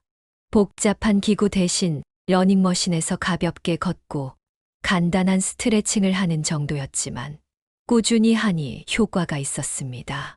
그렇게 한옥순 여사님의 일상은 평화롭게 흘러갔습니다. 딸이 행복하게 결혼 생활을 하고 있고 자신도 건강을 챙기며 지내고 있어 만족스러웠습니다. 한옥순 여사님의 평화로운 일상에 균열이 생긴 것은 어느 화창한 봄날 아침이었습니다. 그녀는 매일 하던 대로 아파트 단지 내 헬스장에서 가벼운 운동을 마치고 귀가하던 중이었습니다. 관리사무소 앞을 지나가던 그녀는 사부인과 도연실 반장이 언성을 높이며 다투는 모습을 목격했습니다. 도연실 반장은 아파트 단지 청소를 담당하는 책임자로 주민들 사이에서 성실하고 책임감 있는 사람으로 알려져 있었습니다. 하지만 은재수는 유독 도연실 반장을 못마땅하게 여겨왔습니다. 그날 아침 관리사무소 입구 바닥의 시멘트가 깨져 위험한 상황이었고 도연실 반장은 공사 전까지 안전을 위해 낡은 매트를 깔아 놓았습니다. 이것이 다툼의 발단이 되었습니다. 이거 당장 치워요. 보기 흉하잖아요. 은재순이 매트를 가리키며 소리쳤습니다. 도연실 반장은 차분하게 설명했습니다. 공사 전까지만 두는 겁니다. 주민분들이 다치시면 안 되니까요. 이틀만 참아주세요. 무슨 이틀이요? 지금 당장 치우라니까.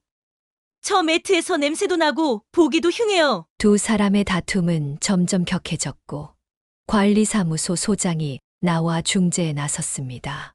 그러던 중 소장의 눈에 한옥순 여사님이 보였습니다. 아, 사모님. 잠시만요. 소장이 한옥순 여사님을 불렀습니다. 그녀는 갑자기 상황에 휘말리게 되어 당황했습니다. 소장이 물었습니다. 사모님 생각은 어떠세요? 이 매트, 공사 전까지 두는 게 좋을까요? 아니면 지금 치우는 게 좋을까요?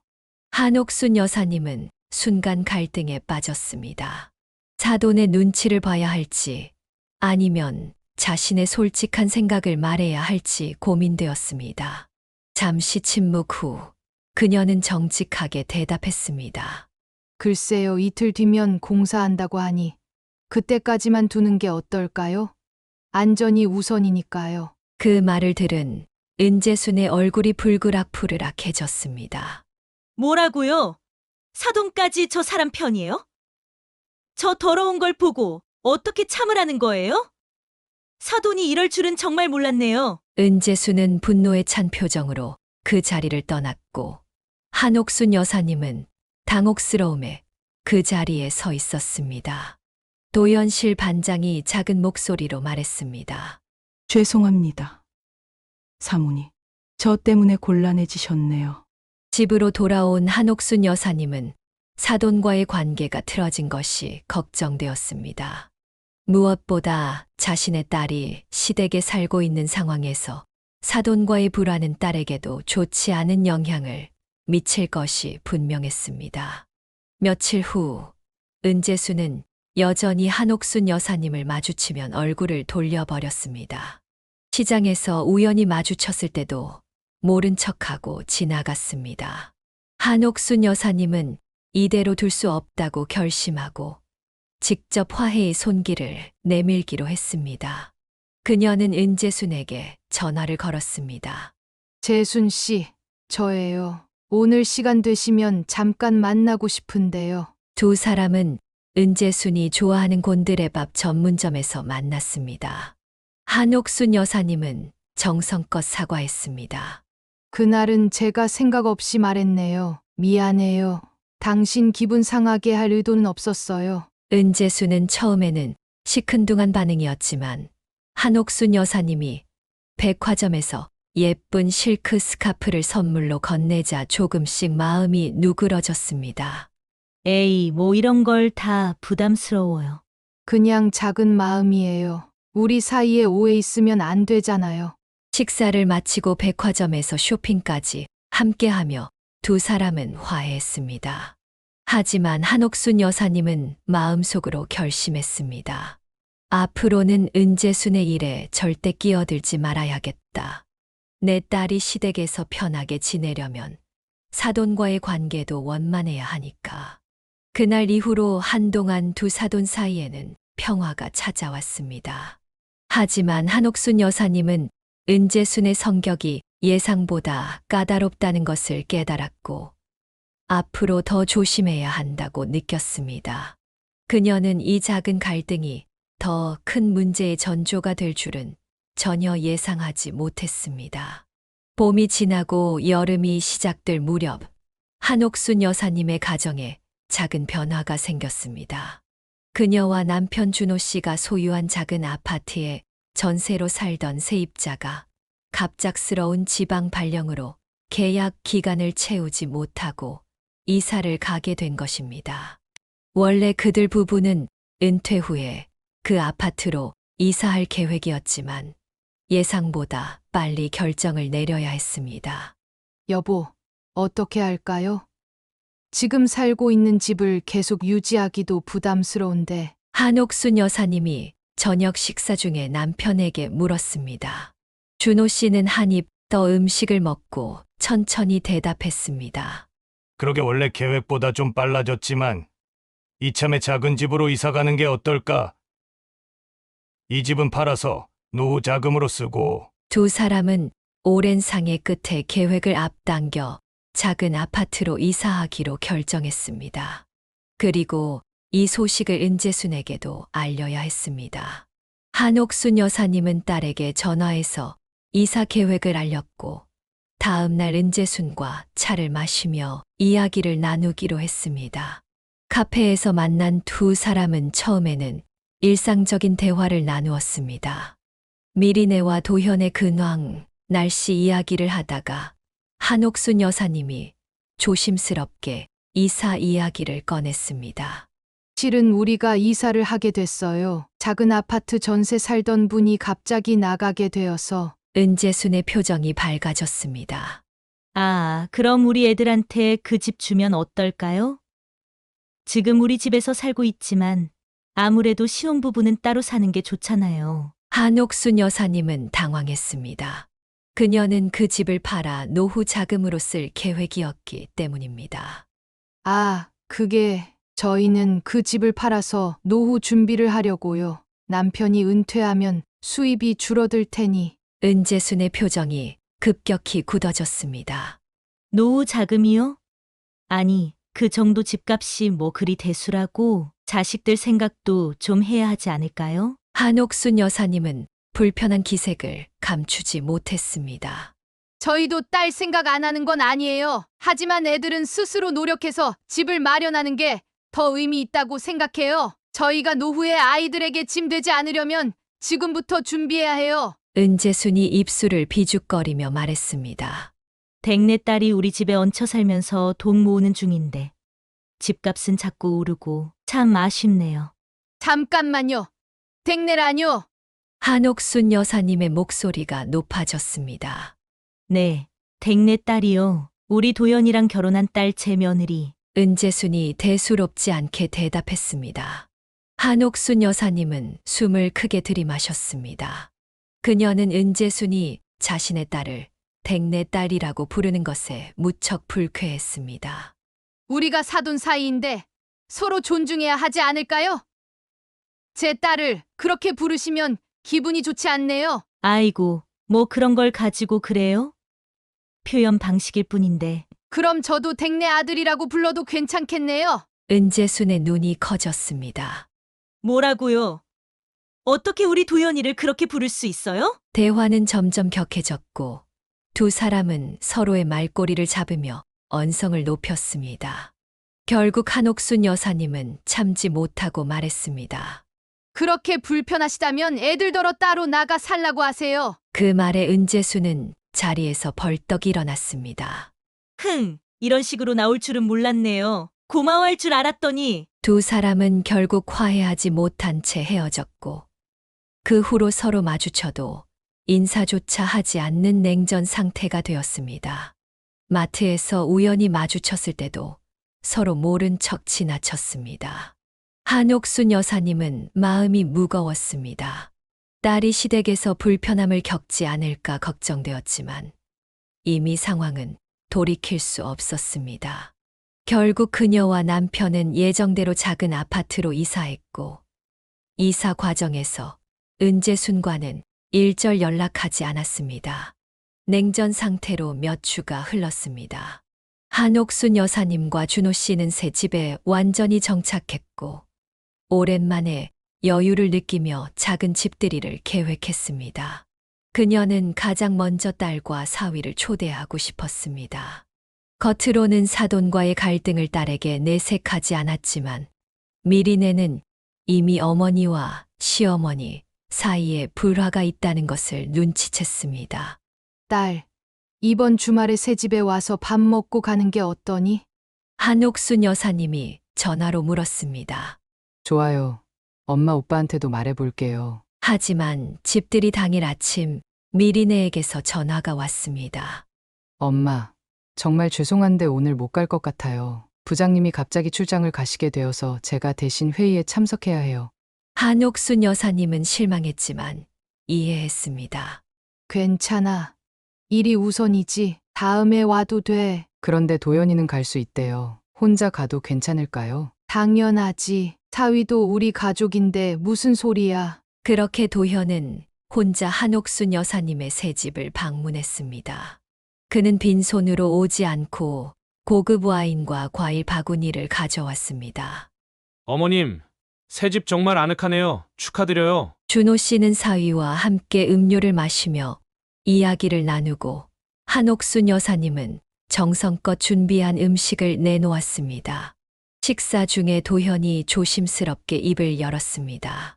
사실 한 가지 말씀드리고 싶은 게 있어요. 한옥순 여사님은 사위의 진지한 표정을 보고 긴장했습니다.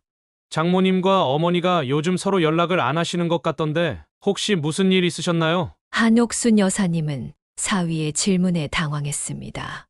그녀는 잠시 고민하다가 솔직하게 대답했습니다.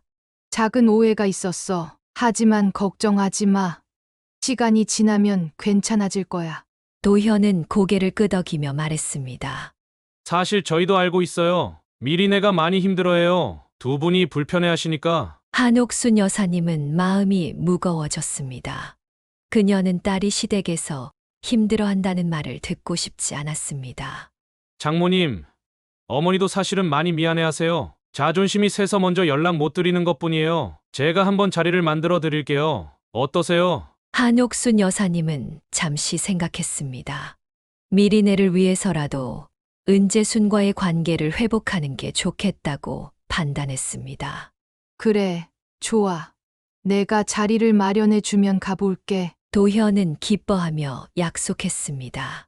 감사합니다. 어머님, 제가 좋은 날 연락드릴게요. 그렇게 2주 후 도현은 한옥순 여사님에게 전화를 걸어 자신의 집으로 초대했습니다.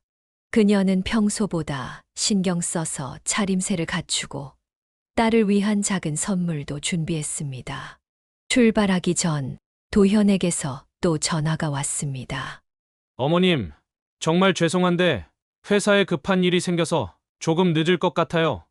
3시쯤 끝날 것 같으니 그때 바로 갈게요.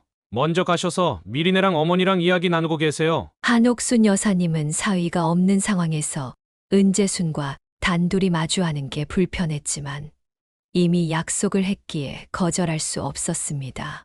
알았어. 괜찮아. 나는 그냥 가서 미리네랑 이야기하고 있을게. 그녀는 딸에게 줄 선물을 챙겨 은재순의 집으로 향했습니다.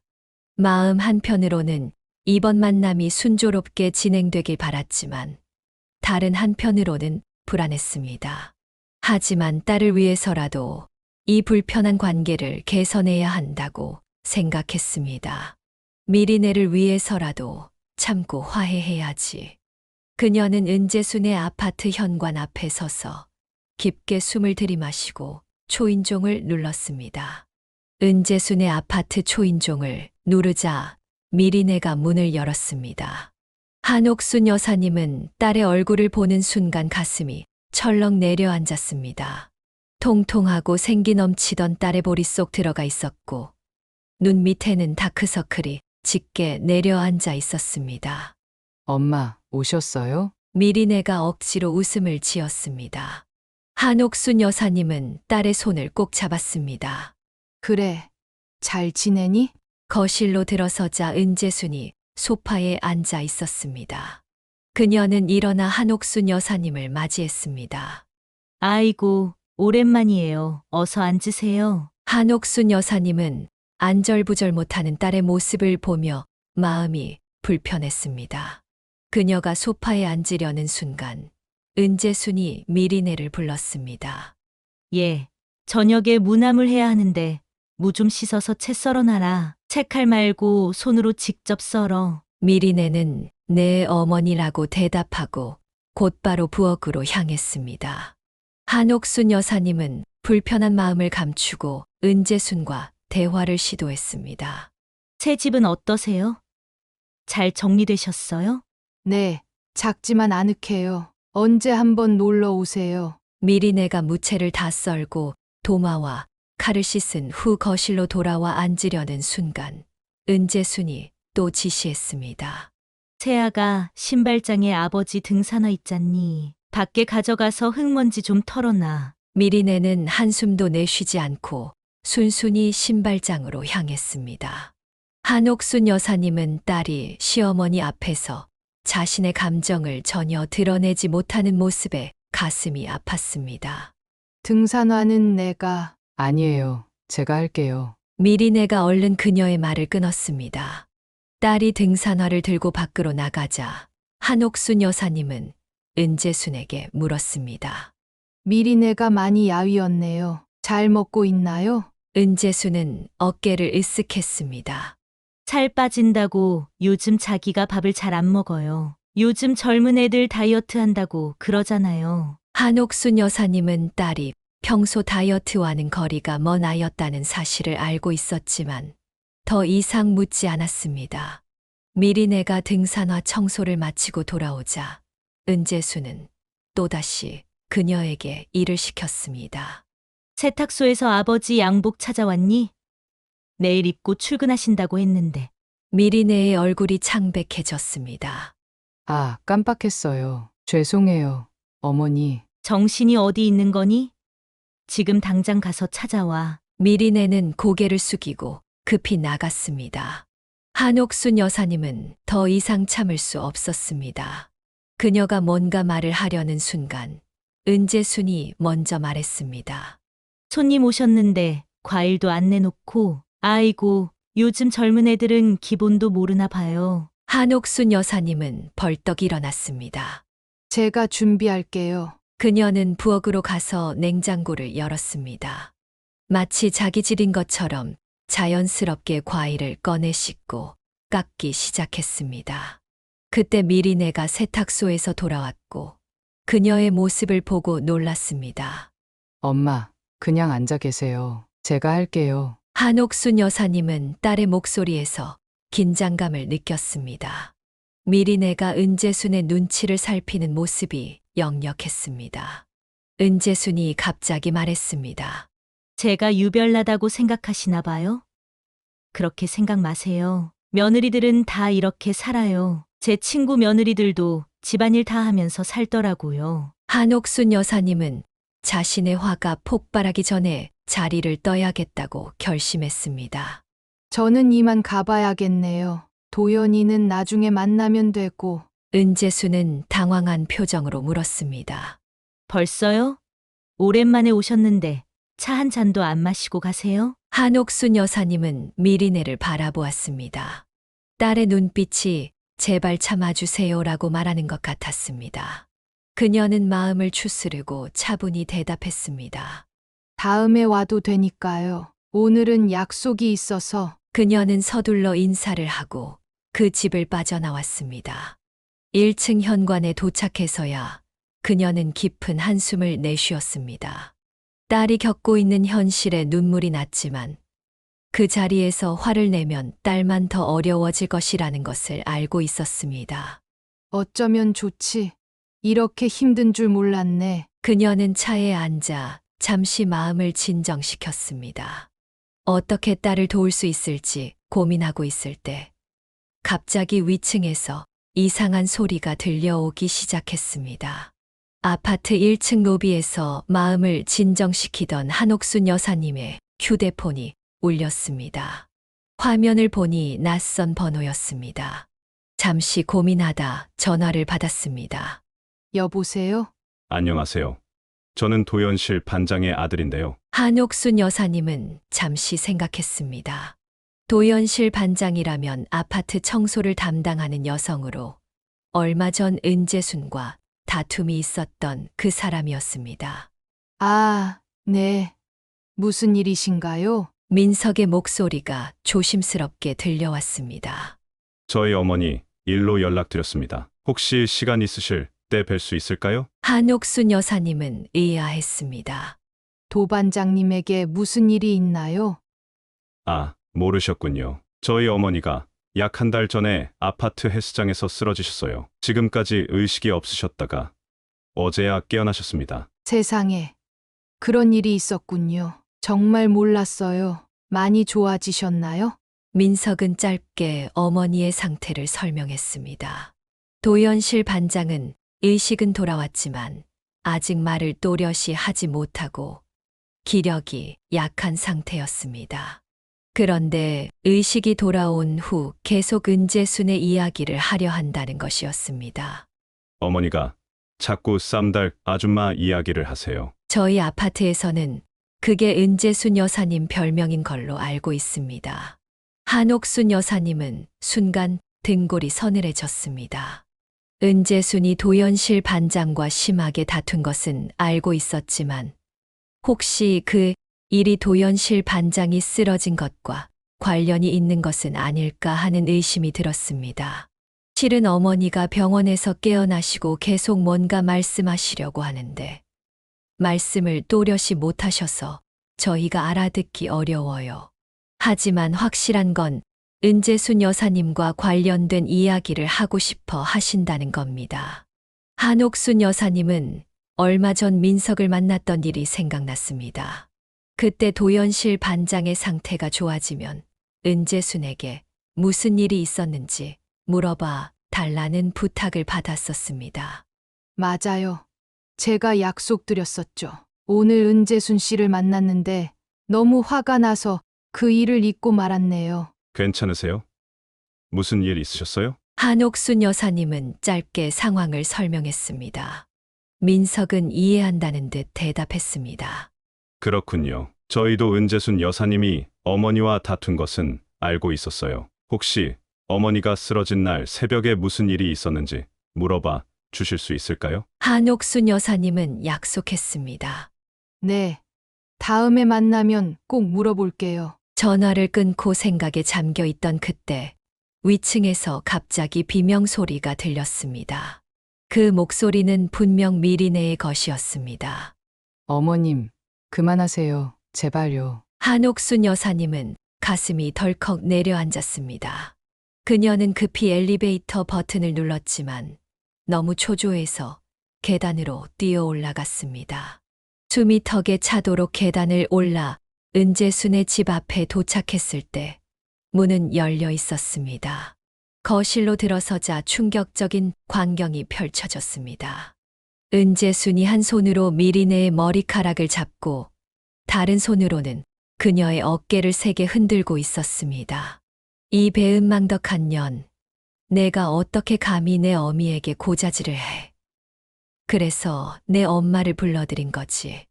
미리네는 눈물을 흘리며 빠져나오려 했지만 은재순의 소나귀는 단단했습니다.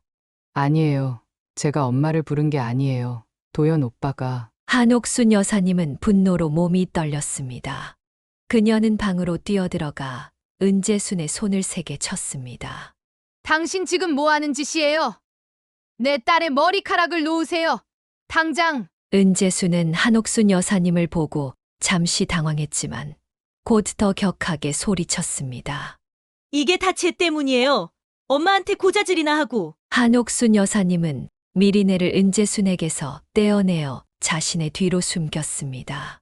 그녀의 눈에는 분노의 불꽃이 타올랐습니다. 우리 딸을 데리고 있는 꼴이 이게 뭐예요?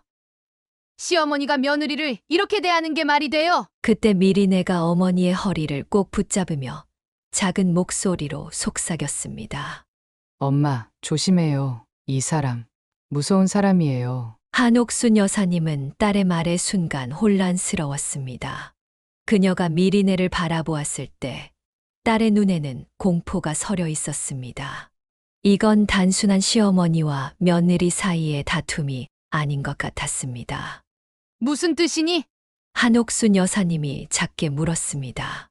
미리네가 대답하려는 순간 은재순이 딸의 입을 손으로 막았습니다. 조용히 해.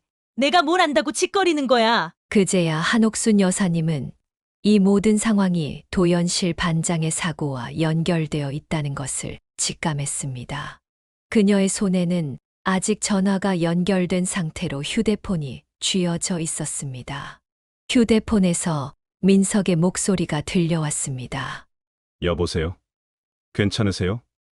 무슨 일이 있는 거예요? 한옥순 여사님은 전화기를 입에 가까이 대고 말했습니다. 지금 바로 이쪽으로 와주세요. 도연실 반장님에게 무슨 짓을 한 사람이 여기 있어요. 그 말을 들은 은재순의 얼굴이 순식간에 창백해졌습니다. 그녀는 한옥순 여사님의 손에 있는 전화기를 보며 뒷걸음질 쳤습니다. 순간 은재순은 집 밖으로 뛰쳐나갔습니다. 저 여자 잡아요. 한옥순 여사님이 소리쳤습니다. 미리네가 먼저 은재순의 뒤를 쫓았고 한옥순 여사님도 따라 나섰습니다. 은재순은 60대 중반의 나이가 무색하게 계단을 빠르게 내려갔습니다. 그녀는 아파트 1층 로비를 지나 단지 밖으로 도망가려 했습니다. 그때 마침 순찰을 돌던 아파트 경비원이 상황을 목격했습니다. 한옥순 여사님이 소리쳤습니다. 저 여자 좀 잡아주세요. 반장님을 다치게 한 사람이에요. 젊은 경비원은 즉시 달려가 은재순의 팔을 붙잡았습니다. 은재순은 몸부림치며 벗어나려 했지만 경비원의 소나귀는 단단했습니다. 경찰에 신고할까요? 경비원이 물었습니다. 한옥순 여사님은 잠시 고민했습니다. 아직은 아니에요. 도연실 반장님 아들이 곧 도착할 거예요. 일단 경비실로 데려가 주세요. 그들은 은재순을 경비실로 데리고 갔습니다. 은재순은 계속 항의했지만 한옥순 여사님과 경비원은 그녀의 말에 귀 기울이지 않았습니다. 경비실 밖으로 나온 한옥순 여사님은 딸에게 물었습니다. 미리네야, 대체 무슨 일이야? 시어머니가 왜 그렇게 화를 낸 거니? 미리네는 주변을 살피며 말했습니다. 여기서 말하긴 그래요. 좀 떨어진 곳으로 가요. 두 사람은 아파트 단지 벤치로 자리를 옮겼습니다. 미리네는 깊은 한숨을 내쉬었습니다. 엄마가 가고 나서 시어머니가 엄마 흉을 보기 시작했어요. 저는 참다가 그만하시라고 했더니 갑자기 저한테 욕설을 퍼부으셨어요. 한옥순 여사님은 딸의 손을 꼭 잡았습니다. 그래서 싸우게 된 거니? 미리네는 고개를 저었습니다. 그게 다가 아니에요. 사실 한 달 전쯤 일이 있었어요. 제가 새벽에 일찍 출근하려고 준비하고 있었는데 시어머니가 땀을 뻘뻘 흘리면서 집에 들어오셨어요. 얼굴이 하얗게 질려 있었고요. 한옥순 여사님은 숨을 죽이고 들었습니다. 그래서 어디 다녀오셨냐고 물었더니 운동하고 왔다고 하시더라고요. 근데 시어머니는 평소에 운동을 전혀 안 하시거든요. 그리고 저한테 이 얘기 절대 누구한테도 하지 말라고 신신당부하셨어요. 그게 도연실 반장님이 쓰러진 날이었니? 미리네는 고개를 끄덕였습니다. 네, 제가 출근하면서 보니까 아파트 주민들이 모여서 수군거리고 있더라고요. 알고 보니 도연실 반장님이 헬스장에서 의식을 잃고 쓰러져 있는 걸 아침에 다른 주민이 발견했대요. 미리네는 잠시 숨을 고르더니 계속 말했습니다. 그날 이후로 시어머니가 계속 불안해하셨어요. 자꾸 제게 아무한테도 말하지 말라고 하시고 경찰이 조사하면 모른다고 해라라는 말씀도 하셨어요. 전 그때부터 의심스러웠어요. 한옥순 여사님은 충격에 빠졌습니다. 그래서 오늘 그 이야기를 꺼냈던 거니? 아니요. 오늘은 엄마 흉을 보시길래 참을 수 없어서 말대꾸했는데 갑자기 시어머니가 내가 뭐 캥기는 게 있냐고 물으셨어요. 그 말에 순간 화가 나서 있는 게 아니라 시어머니가 새벽에 덜덜 떨면서 들어오신 것 저 다 봤어요. 날짜와 시간도 기억해요라고 말해버렸어요. 미리네의 눈에 눈물이 고였습니다. 그러자마자 시어머니가 저를 붙잡고 위협하시는데 정말 무서웠어요. 엄마. 한옥순 여사님은 딸을 꼭 안아주었습니다. 이제 괜찮아. 엄마가 지켜줄게. 그때 두 명의 양복 입은 남자가 경비실 쪽으로 다가오는 것이 보였습니다. 민석과 그의 형제로 보이는 사람이었습니다. 그들은 경비실로 들어갔고 곧 안에서 은재순의 비명 소리가 들려왔습니다. 당신들 누구야? 나한테 왜 이러는 거야? 민석의 목소리가 차갑게 들려왔습니다. 저는 도연실 반장의 아들입니다. 그 말에 은재순의 표정이 굳어졌습니다. 그녀는 양손을 비비며 초조한 기색을 감추지 못했습니다. 한옥순 여사님과 미리네는 경비실에서 벌어지는 상황을 지켜보았습니다. 민석과 그의 형이 은재순을 신문하자 그녀는 처음에는 완강히 부인했습니다. 하지만 도연실 반장이 의식을 찾아 증언할 수 있다는 말에 결국 무너지기 시작했습니다. 저는 그냥 청소가 제대로 안 되고 있다고 지적했을 뿐이에요. 은재순이 떨리는 목소리로 말했습니다. 민석의 형이 차갑게 대꾸했습니다. 우리 어머니가 헬스장에서 쓰러진 그날 새벽, 당신이 그곳에 있었던 이유가 뭐죠? 은재순은 잠시 침묵했다가 한숨을 내쉬었습니다.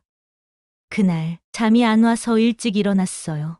건강검진에서 의사가 운동하라고 했던 게 생각나서 산책을 나갔다가 불이 켜진 헬스장에 들어갔어요. 그런데 도연실 씨가 청소를 하고 있더라고요. 은재순의 목소리가 점점 작아졌습니다.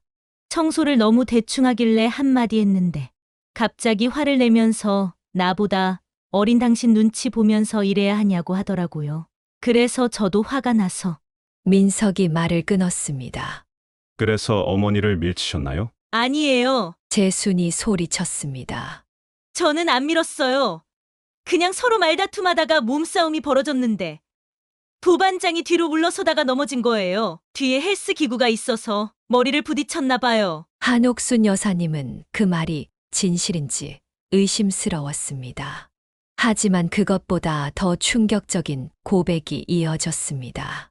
그 여자가 의식을 잃었는데 저는 너무 무서워서 그냥 도망쳤어요. 경찰에 신고했다가 사람 다치게 한 죄로 처벌받을까 봐. 그 말에 민석의 얼굴이 분노로 일그러졌습니다.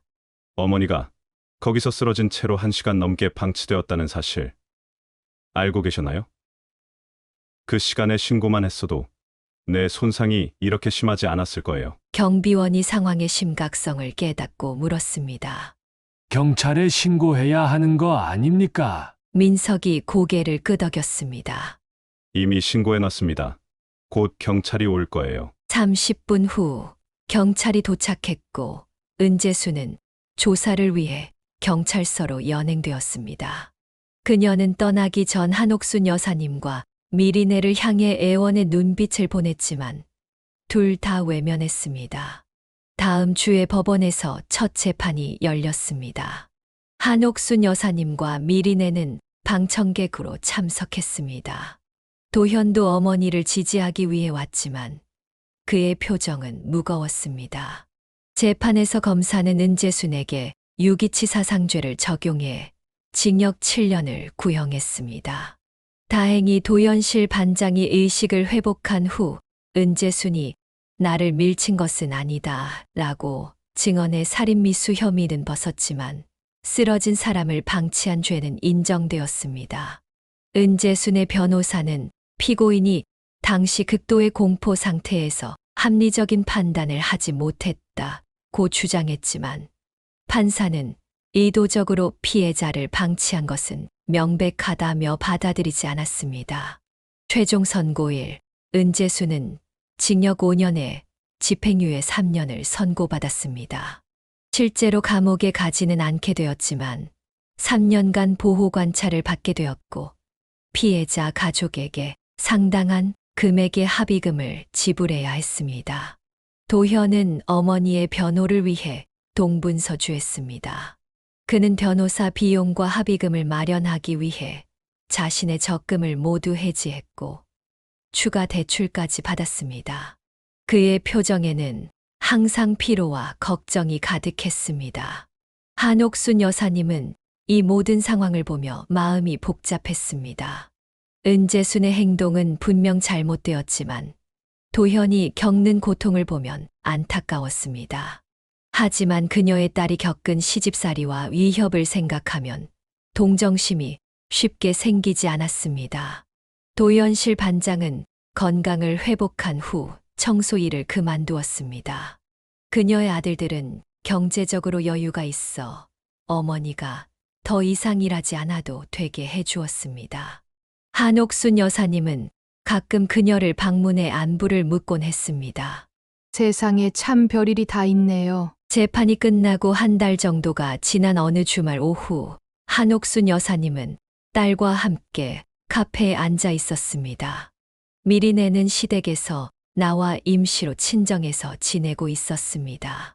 그녀의 얼굴에는 조금씩 생기가 돌아오고 있었지만 여전히 불안한 기색이 역력했습니다. 엄마, 도현 오빠가 어제 또 연락했어요. 한 번만 만나자고. 한옥순 여사님은 커피잔을 내려놓으며 딸을 걱정스럽게 바라보았습니다. 내 마음은 어때? 만나고 싶니? 미리네는 잠시 고민하다가 고개를 저었습니다. 아니요, 이제는 정말 끝내고 싶어요. 도현 오빠가 나쁜 사람은 아니지만 저는 더 이상 그 가족과 엮이고 싶지 않아요. 한옥순 여사님은 딸의 손을 꼭 잡았습니다. 내 생각도 그래. 내가 행복한 게 중요해. 다행히 너희는 혼인신고도 안 했고 아이도 없으니까 깔끔하게 정리할 수 있어. 미리네는 작게 한숨을 내쉬었습니다. 처음부터 혼인신고를 미룬 게 다행이네요.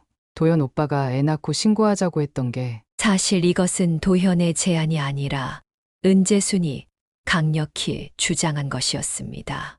그녀는 며느리가 임신하기 전에는 혼인신고를 서두르지 말라고 했고 미리네와 도현은 그냥 따랐습니다. 이제 어떻게 할 거니? 한옥순 여사님이 물었습니다. 일단 회사는 계속 다니려고요. 그리고 제 이름으로 작은 원룸이라도 구해서 독립하고 싶어요. 굳이 서두르지 않아도 돼. 우리 집에서 마음 편히 있다가 천천히 결정해도 돼. 미리네는 미소를 지었습니다. 고마워요, 엄마. 하지만 이제는 제 삶을 스스로 꾸려나가고 싶어요. 한옥순 여사님은 강인한 의지를 보이는 딸이 자랑스러웠습니다. 이번 일을 겪으며 미리네는 더 성숙해진 것 같았습니다. 일주일 후 미리네는 회사 근처의 작은 원룸을 구했고 한옥순 여사님은 딸의 독립을 돕기 위해 필요한 살림살이를 마련해 주었습니다. 도현은 몇 번 더 연락을 시도했지만 미리네는 단호하게 거절했습니다. 결국 도현도 포기한 듯 연락을 끊었습니다. 우리 딸, 이제 정말 홀가분해 보이네. 준호 씨가 어느 날 아내에게 말했습니다. 그래요. 처음엔 걱정했는데 생각보다 잘 이겨내고 있어요. 봄이 지나고 여름이 찾아왔을 때 미리네에게 좋은 소식이 있었습니다. 그녀는 승진했고 새로운 프로젝트 책임자로 임명되었습니다. 한옥순 여사님은 딸과 함께 축하 자리를 가졌습니다. 엄마, 저 요즘 정말 행복해요. 제 일에 집중하니까 꿈꾸던 일들이 하나씩 이루어지고 있어요. 한옥순 여사님은 딸의 웃는 모습을 보며 마음이 따뜻해졌습니다. 너 혹시 새로 만나는 사람 있니? 미리네는 살짝 얼굴을 붉혔습니다. 아직은 그냥 좋은 동료들이랑 지내요. 나중에 인연이 있다면 그때 생각해 볼게요. 한옥순 여사님은 더 이상 묻지 않았습니다. 딸이 스스로 삶의 방향을 찾아가는 모습이 대견했습니다. 그녀는 이제 자신의 생활도 즐기기 시작했습니다. 헬스장에서 만난 동네 주민들과 함께 요가 모임을 시작했고 준호 씨와 함께 오랫동안 미뤄왔던 제주도 여행도 다녀왔습니다. 준호 씨는 아내의 손을 꼭 잡았습니다. 그래, 앞으로는 좋은 일만 있을 거야. 사연을 듣고 댓글을 남겨주시기 바랍니다. 사소한 의견일지라도 사연자분에게는 큰 힘이 됩니다. 노골적인 악성 댓글은 사연자분에게 상처가 될 수 있으니 삼가주시기 바랍니다.